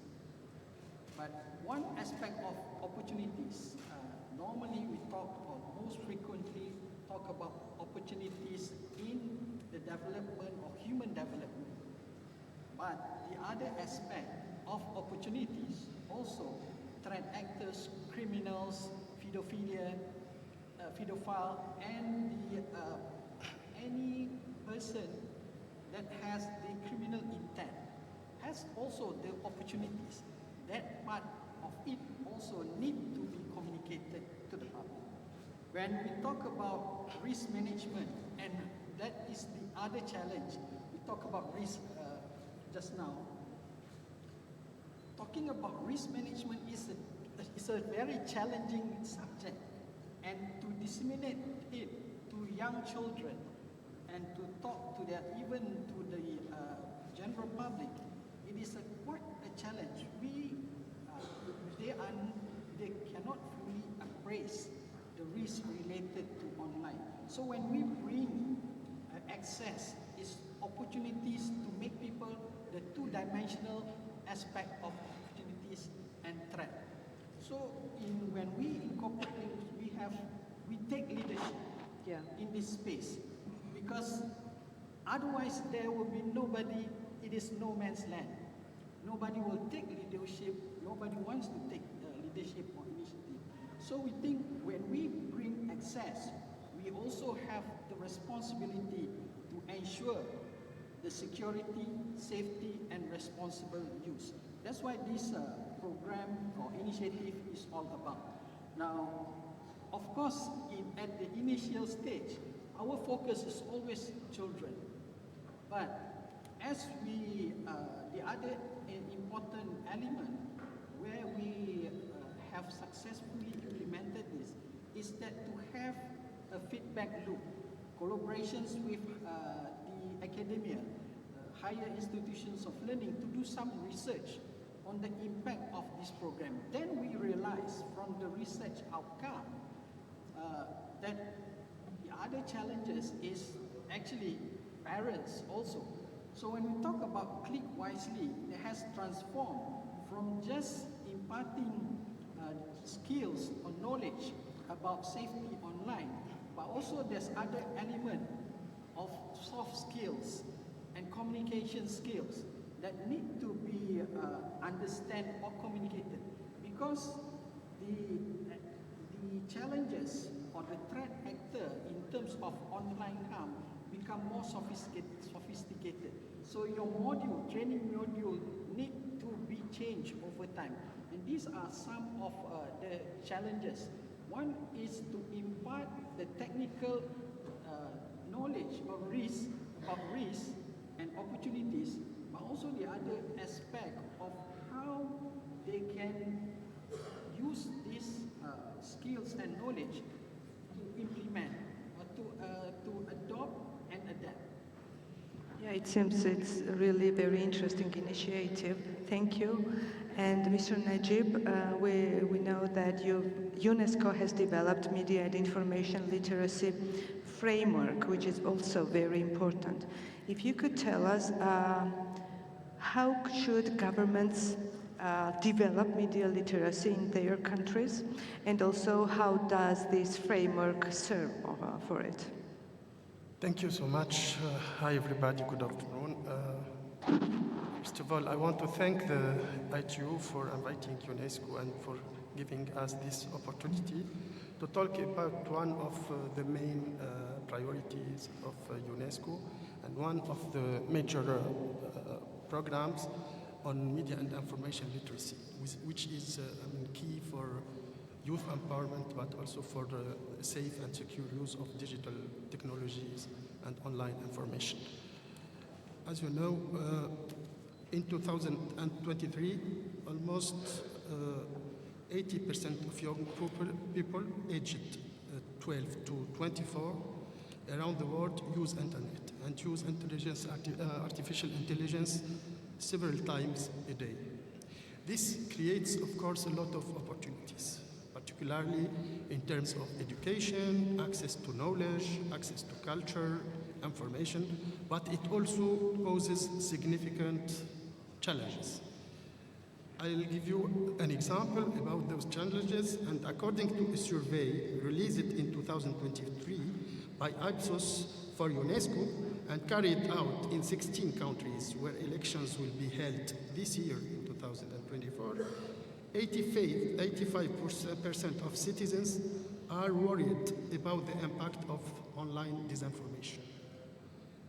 87% believes that this disinformation is already having a major impact on the political life of their country and fear that it will influence the results of their country's elections. So this issue of misinformation, disinformation, and even fake news and hate speech is directly in line with UNESCO mandate. You know, the organization promotes the free flow of ideas by words and image, and in order to advance intercultural understanding and mutual knowledge, in particular our communication and the information sector, we work a lot on freedom of expression, the safety of journalists issues, and on universal access to information. particularly through the digital inclusion. As part of this mandate, which is a little bit unique within the UN system, the fight against disinformation and the spread of hate speech has become a priority for our organization. And in response, UNESCO aims to equip citizens, especially young people, with the skills they need to face the challenges posed by the spread of disinformation and hate speech, and to counter the decline in trust in the media and digital innovations. And acquiring these skills is part of our media and information literacy program with three main objectives. One, to enable individuals to critically analyze the information they receive. Two, to enable them to navigate safely and responsibly online. And the third objective is to ensure trust in our information ecosystem and digital technologies. But the responsibility should not rest entirely on the users. This is why UNESCO is also working to provide them with a framework conducive for freedom of expression and access to information, free from disinformation or hate speech. With this in mind, the organization launched in 2023 the guidelines for the governance of digital platforms, and the aim was to ensure that all stakeholders are committed to creating and maintaining an open, safe, and secure environment of users. So yes, all stakeholders are concerned about the media and information literacy, especially policymakers, education stakeholders, and youth organizations. Thank you. Thank you very much. Now we have time to ask our audience. If you have questions to our dear panelists, please don't hesitate to express it and tell us your questions, please.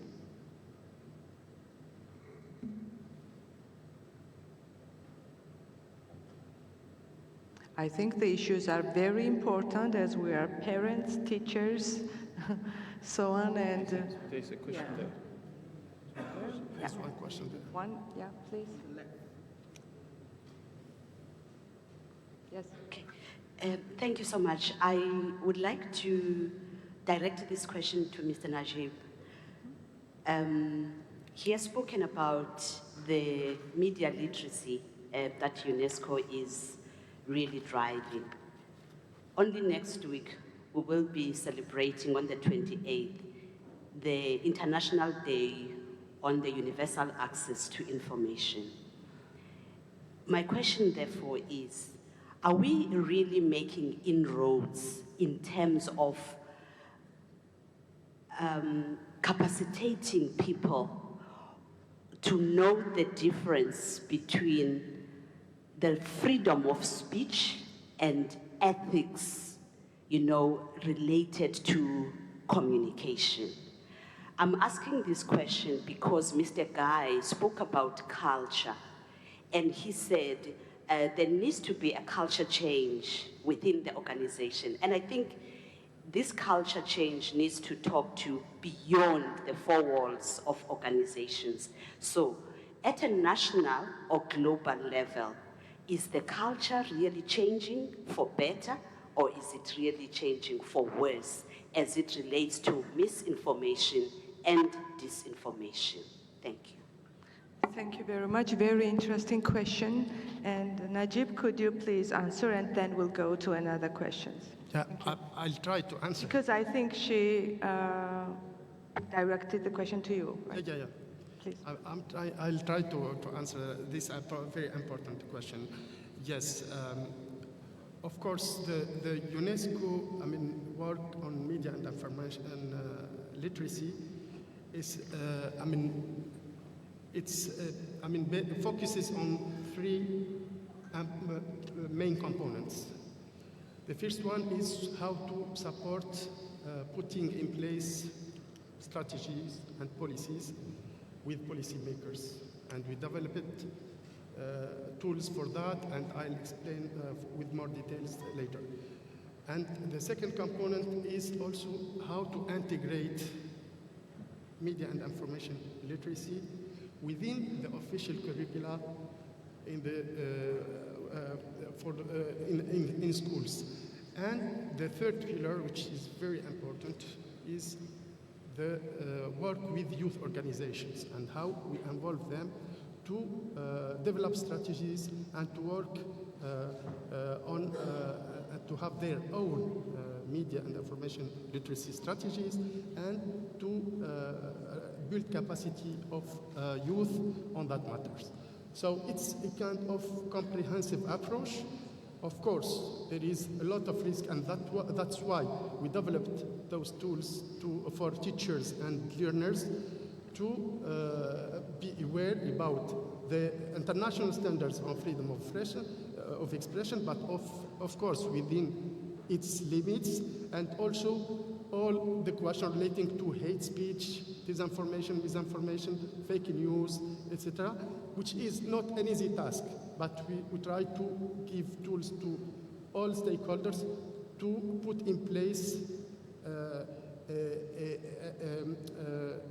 a strategy that, of course, conducive for freedom of expression, free access and universal access to information, but also that limits the spread of misinformation, disinformation, and hate speech.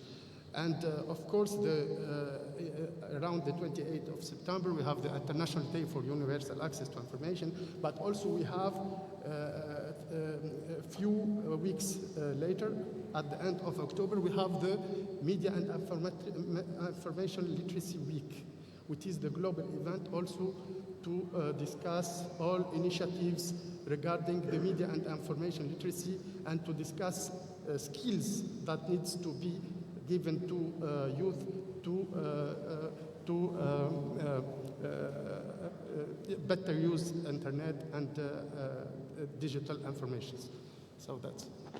Thank you very much. I would like to make some comment about the media and information literacy that you just mentioned. It's an initiative from UNESCO, which is very important, and Georgia and our organization always joins this week. And I would like the audience to let them know that it's really very important. It's for sharing ideas, initiatives, what organizations do in terms of digital skills, among with other misinformation, disinformation, and this kind of issues. So, yeah, I think we all should share our experiences that we have during the Media Literacy Weeks. Thank you very much, Najib. Are there any other questions? I'm asking the audience now.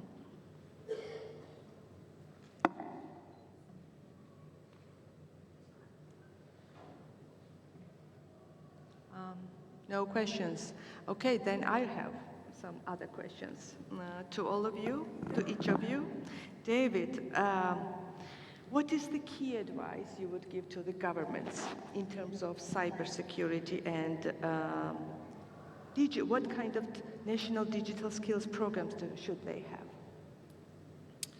have? Thank you again, a great question, and also another great question that was asked there too. Yes.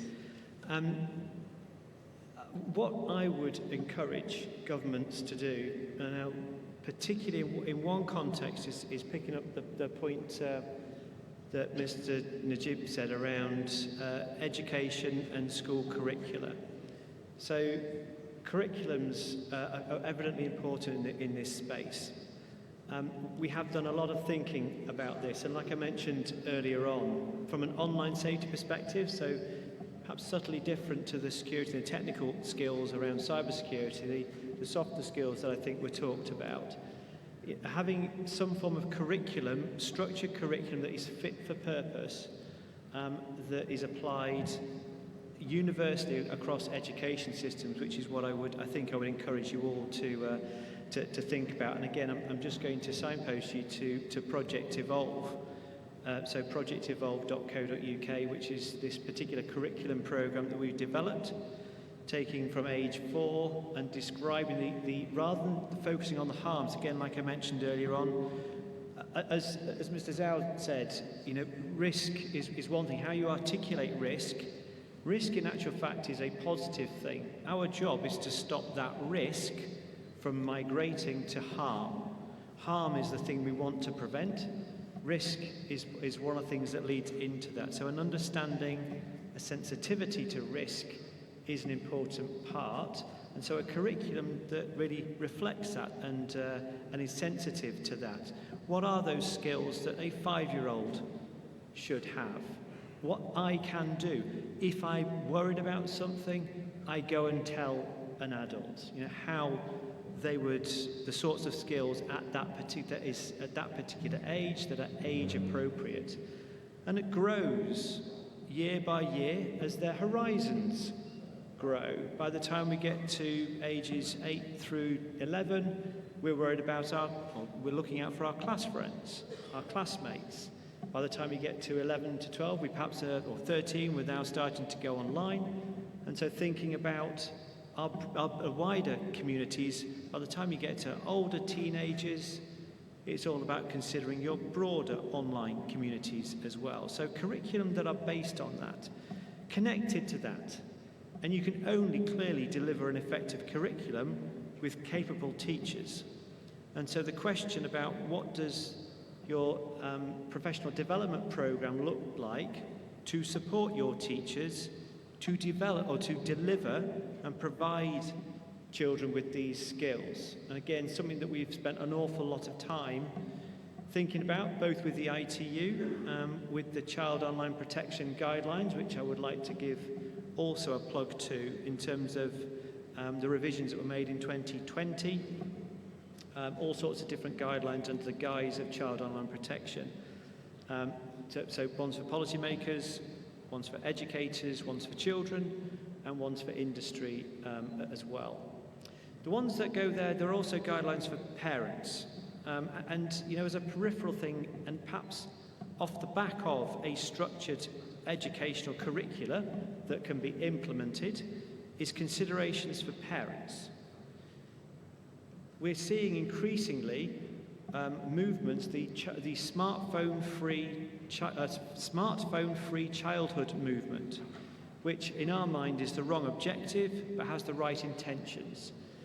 I don't think it's an appropriate necessarily a thing, personally speaking, but it discloses issues that parents are clearly discovering and experiencing in terms of managing their children's online lives. So as part and parcel of that curriculum, I would also encourage you to think about what mechanisms and measures and support there is for parents in managing this too. So again, I just encourage you to look at projectevolve.co.uk, and the report I mentioned that we published last week is at swgfl.org.uk. Thank you. I have one more question, if I may. So you mentioned that curricula should be created and implemented into schools, and part of it definitely should be teachers, among with pupils and parents as well. Did I understand correctly that parents also should be part of this, so their views, their activities should be considered into the curriculums? I think there's always a great opportunity when you're teaching children, you need the support of parents. So perhaps including information that children can take home as part of homework, that they can then have a conversation with their parents. So you can stimulate those really important discussions, the support that parents need, and in many cases, you know, one of those activities, homework could be just to get to explain some of the apps that you might have in your phone. Okay, it's got to be age appropriate. Actually, we've just, last year, actually, we started teaching, our government, our Ministry of Education and Science, with our support, integrated media literacy into formal education, and now it is taught as a separate subject in Georgian public schools, which is a big achievement. And it was a very interesting process because we trained teachers, school directors, administration, because they should have realized what it is and why it is important. But we have not included parents there, so thank you for this advice, and this is really interesting. Miss Ruta, I have one question to you. Can you share an example from Lithuania on how the country has addressed cybersecurity threats through the capacity development and digital education system? Thank you for this nice and good question. I I have a few examples, but let's start from the police initiative, because if you look in my bios, I am a retired police officer, so I always happy to share good initiatives from my former employee. 3 years ago, Lithuanian police launched an initiative called Virtual Patrol. So, and the idea is to be visible in the social media, in the most popular like Instagram, Facebook, TikTok. To be visible, it's well declared and announced that, look, we launched this initiative, we will be present, we will monitor these social networks, and please be respectful for law, for others, and don't do illegal things in the virtual digital space, because you know, it's no big difference if you do some crime on the street or you do some crime in digital space.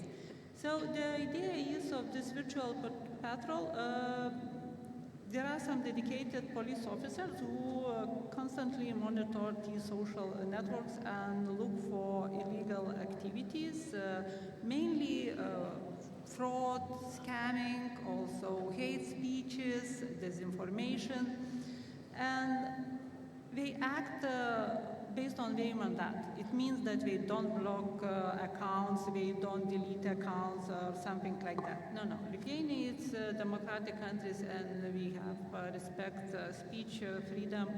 But what we do, first of all, we interact with the account holder, owner, and ask to delete inappropriate content and similar things. If people refuse or are not very friendly, so the ordinary pre-trial investigation starts, and it's investigated as normal, let's say, crime.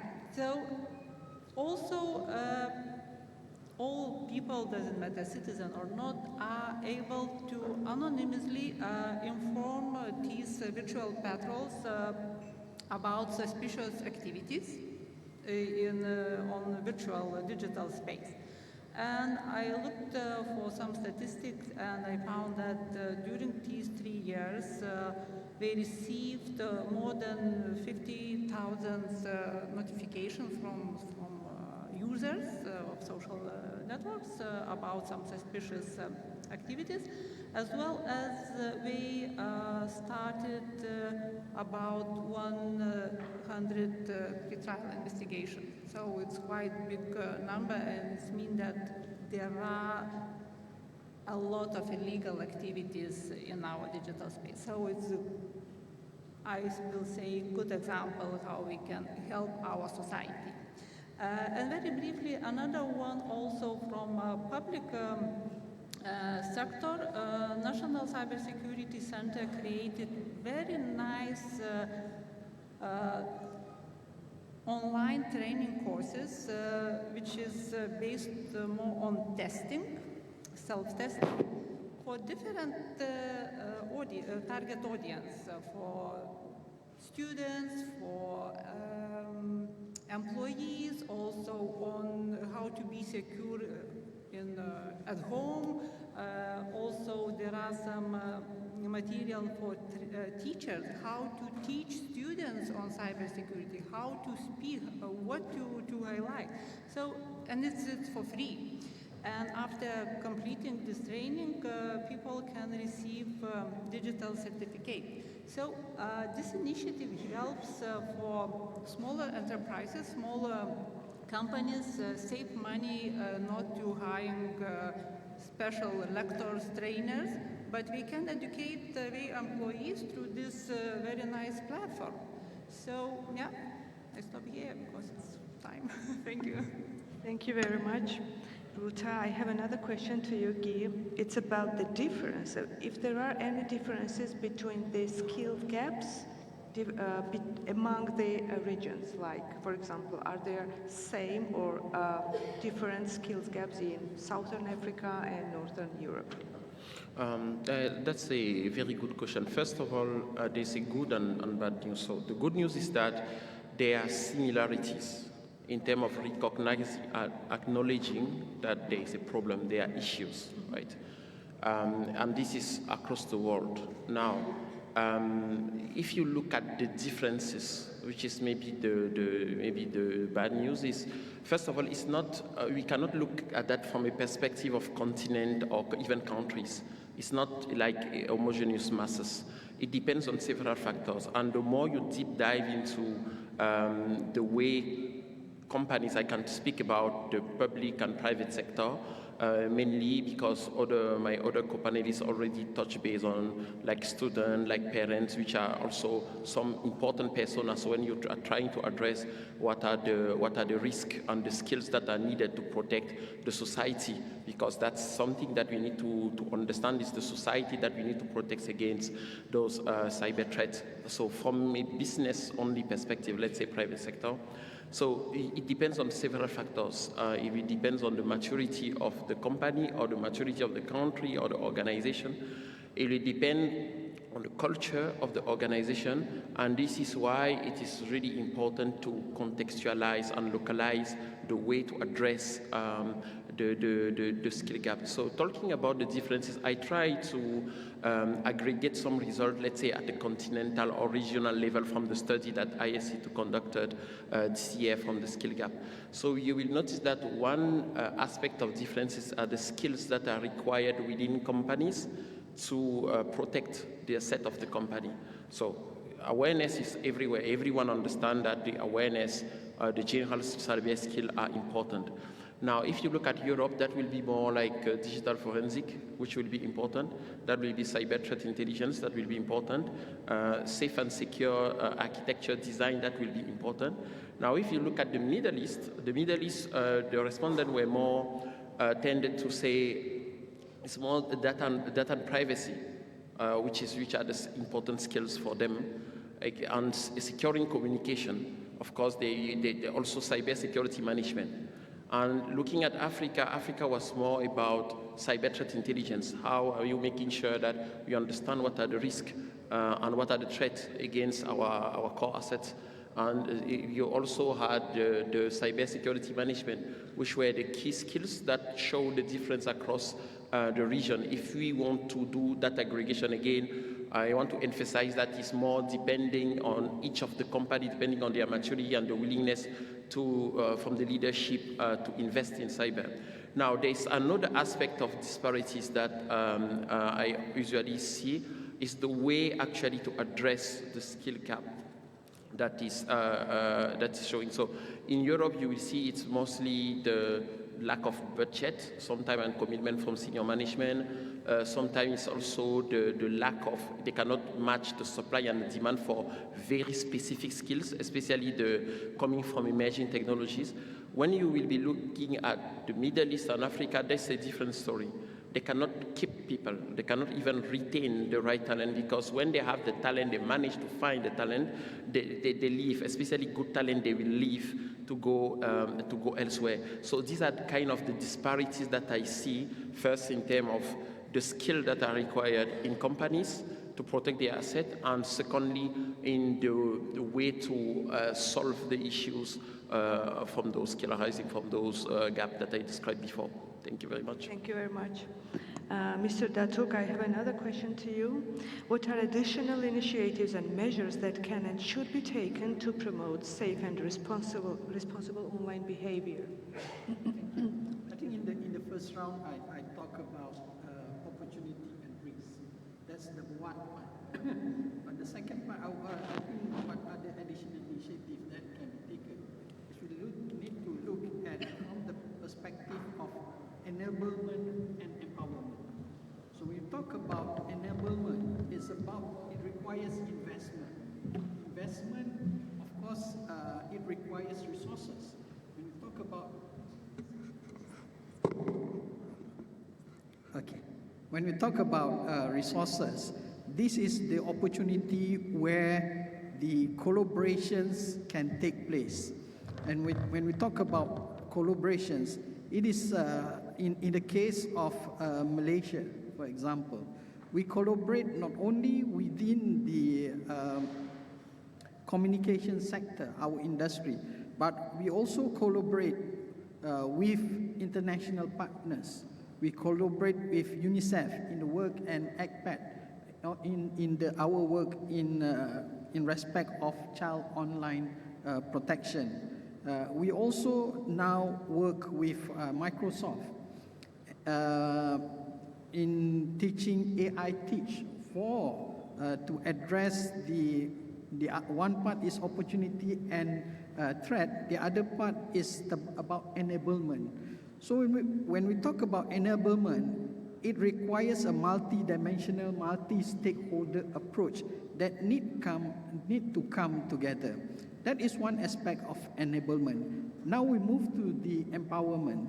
When we talk about empowerment, now SDG is a good example where we get the commitment from the industry in respect of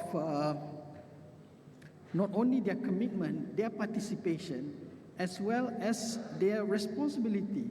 So it's a form of, I wouldn't say force, but it is an opportunity, open up opportunity for co-creation. In the morning sessions, we talk about a lot about co-creations, and the panel before us also talk about co-creation, and there is opportunity there. Now, when we talk about the opportunities or co-creation, it comes with responsibility. One aspect of education, of course, when we look at the whole online ecosystem, it's not just the regulators, it's not just the society, the civil society, the NGOs, but also some form of commitment from the platform providers, how we can collaborate to co-create a safer and secure environment. Because we look at the current situation of how this platform or informations or disinformation has been weaponized, has been commercialized. So those are things, is it ethical, is it appropriate? And if any regulatory intervention, it may harm innovations. Where is the middle ground that we can reach together? Co-creations probably is the possibility of opportunities to co-create for everyone to look into how we work together. The platform provider is not just about profits, but also their accountability and responsibility to ensure those users are protected through co-creation. Thank you very much. Najib, you mentioned Media and Information Week that takes place every year by the end of October, and it serves for raising public awareness on media and information literacy. What are the other measurements, other steps that you take to raise public awareness on media literacy, why it is important, and what are the threats and actually problems that it serves for to have solutions on it? Thank you so much for the questions. I'll try to give also some examples when I'll respond. So yes, as I said earlier, the UNESCO strategy for promoting and for promoting the deployment of media and information literacies focuses on three main areas. And for the first component, which is supporting member states to developing and formulating, development and implementing strategies and policies on media and information literacy, UNESCO has developed policy and strategic guideline for the MIL, for policymakers, and I can give you the example of Jordan, and UNESCO is committed to supporting the government in the design and implementation of a national strategy for 2024-2025. This is a three-stage process. It starts with a study on the state of the MIL skills, in the country. And then the second stage or component is the national consultations with main stakeholders, and at the end, a kind of national validation workshop dedicated for the drafting of the strategy. And of course, regarding the component with the education stakeholders, we and aimed at integrating media and information literacy into schools curricula at national level. UNESCO has also developed a complete curriculum for educators and trainers and learners. I can give you the example of Lebanon. And thanks to the training workshops initiated by UNESCO, 2 universities have already integrated media and information literacy into their curricula, and 3 other universities are expected to follow in the coming months. You mentioned already the case of Georgia, and we have now around 32 member states taking steps to integrate media and information literacy into national schools curricula. The third component, which is very important regarding the support to youth organizations, which make it possible to reach a large number of young people, particularly in remote geographical areas. And UNESCO is currently developing a practical guide for youth organizations to enable them to reach and deploy the media and information literacy among their members. And for example, in Tunisia, we worked with the Konsadiki Association to set up MIL clubs in towns of Kasserine, Testour, and Sejoumi, and now around 500 youth organizations equipped to counter disinformation and hate speech with media and information literacy. But in addition to those 3 main areas, UNESCO is also developing young people's skills in response to some new and pressing issues. For example, regarding the generative artificial intelligence, and this year UNESCO published a policy brief on MAL responses to generative artificial intelligence. And according to this document, artificial intelligence policies and regulations must prioritize user empowerment. It also lists regulatory mechanisms to prioritize for generative artificial intelligence. The other pressing issue is around elections. And in 2024, which sees half of the world's population invited to vote in national elections, the question of electoral misinformation and disinformation is a major issue. And we work a lot within our program on media and information literacy. And also to reach the maximum of youth, we work a lot also with influencers. You know that more and more young people are turning away from the mass media and rely on digital content creators or influencers. So we try to work with them to reach the maximum of youth organizations. So, thank you very much. Are there any questions from the audience? Maybe you need any additional information from our wonderful panelists. Okay, thank you very much. Thank you all. I think we've covered very interesting points because we live in the era of information, which is too much for us, big volume, which is spread very, very fast. And we also live in the era of technological progress, which is also a big thing, but there are threats, and we have to discuss and share our ideas and initiatives so that we overcome these threats. Thank you. My panelists and the audience as well. Thank you very much.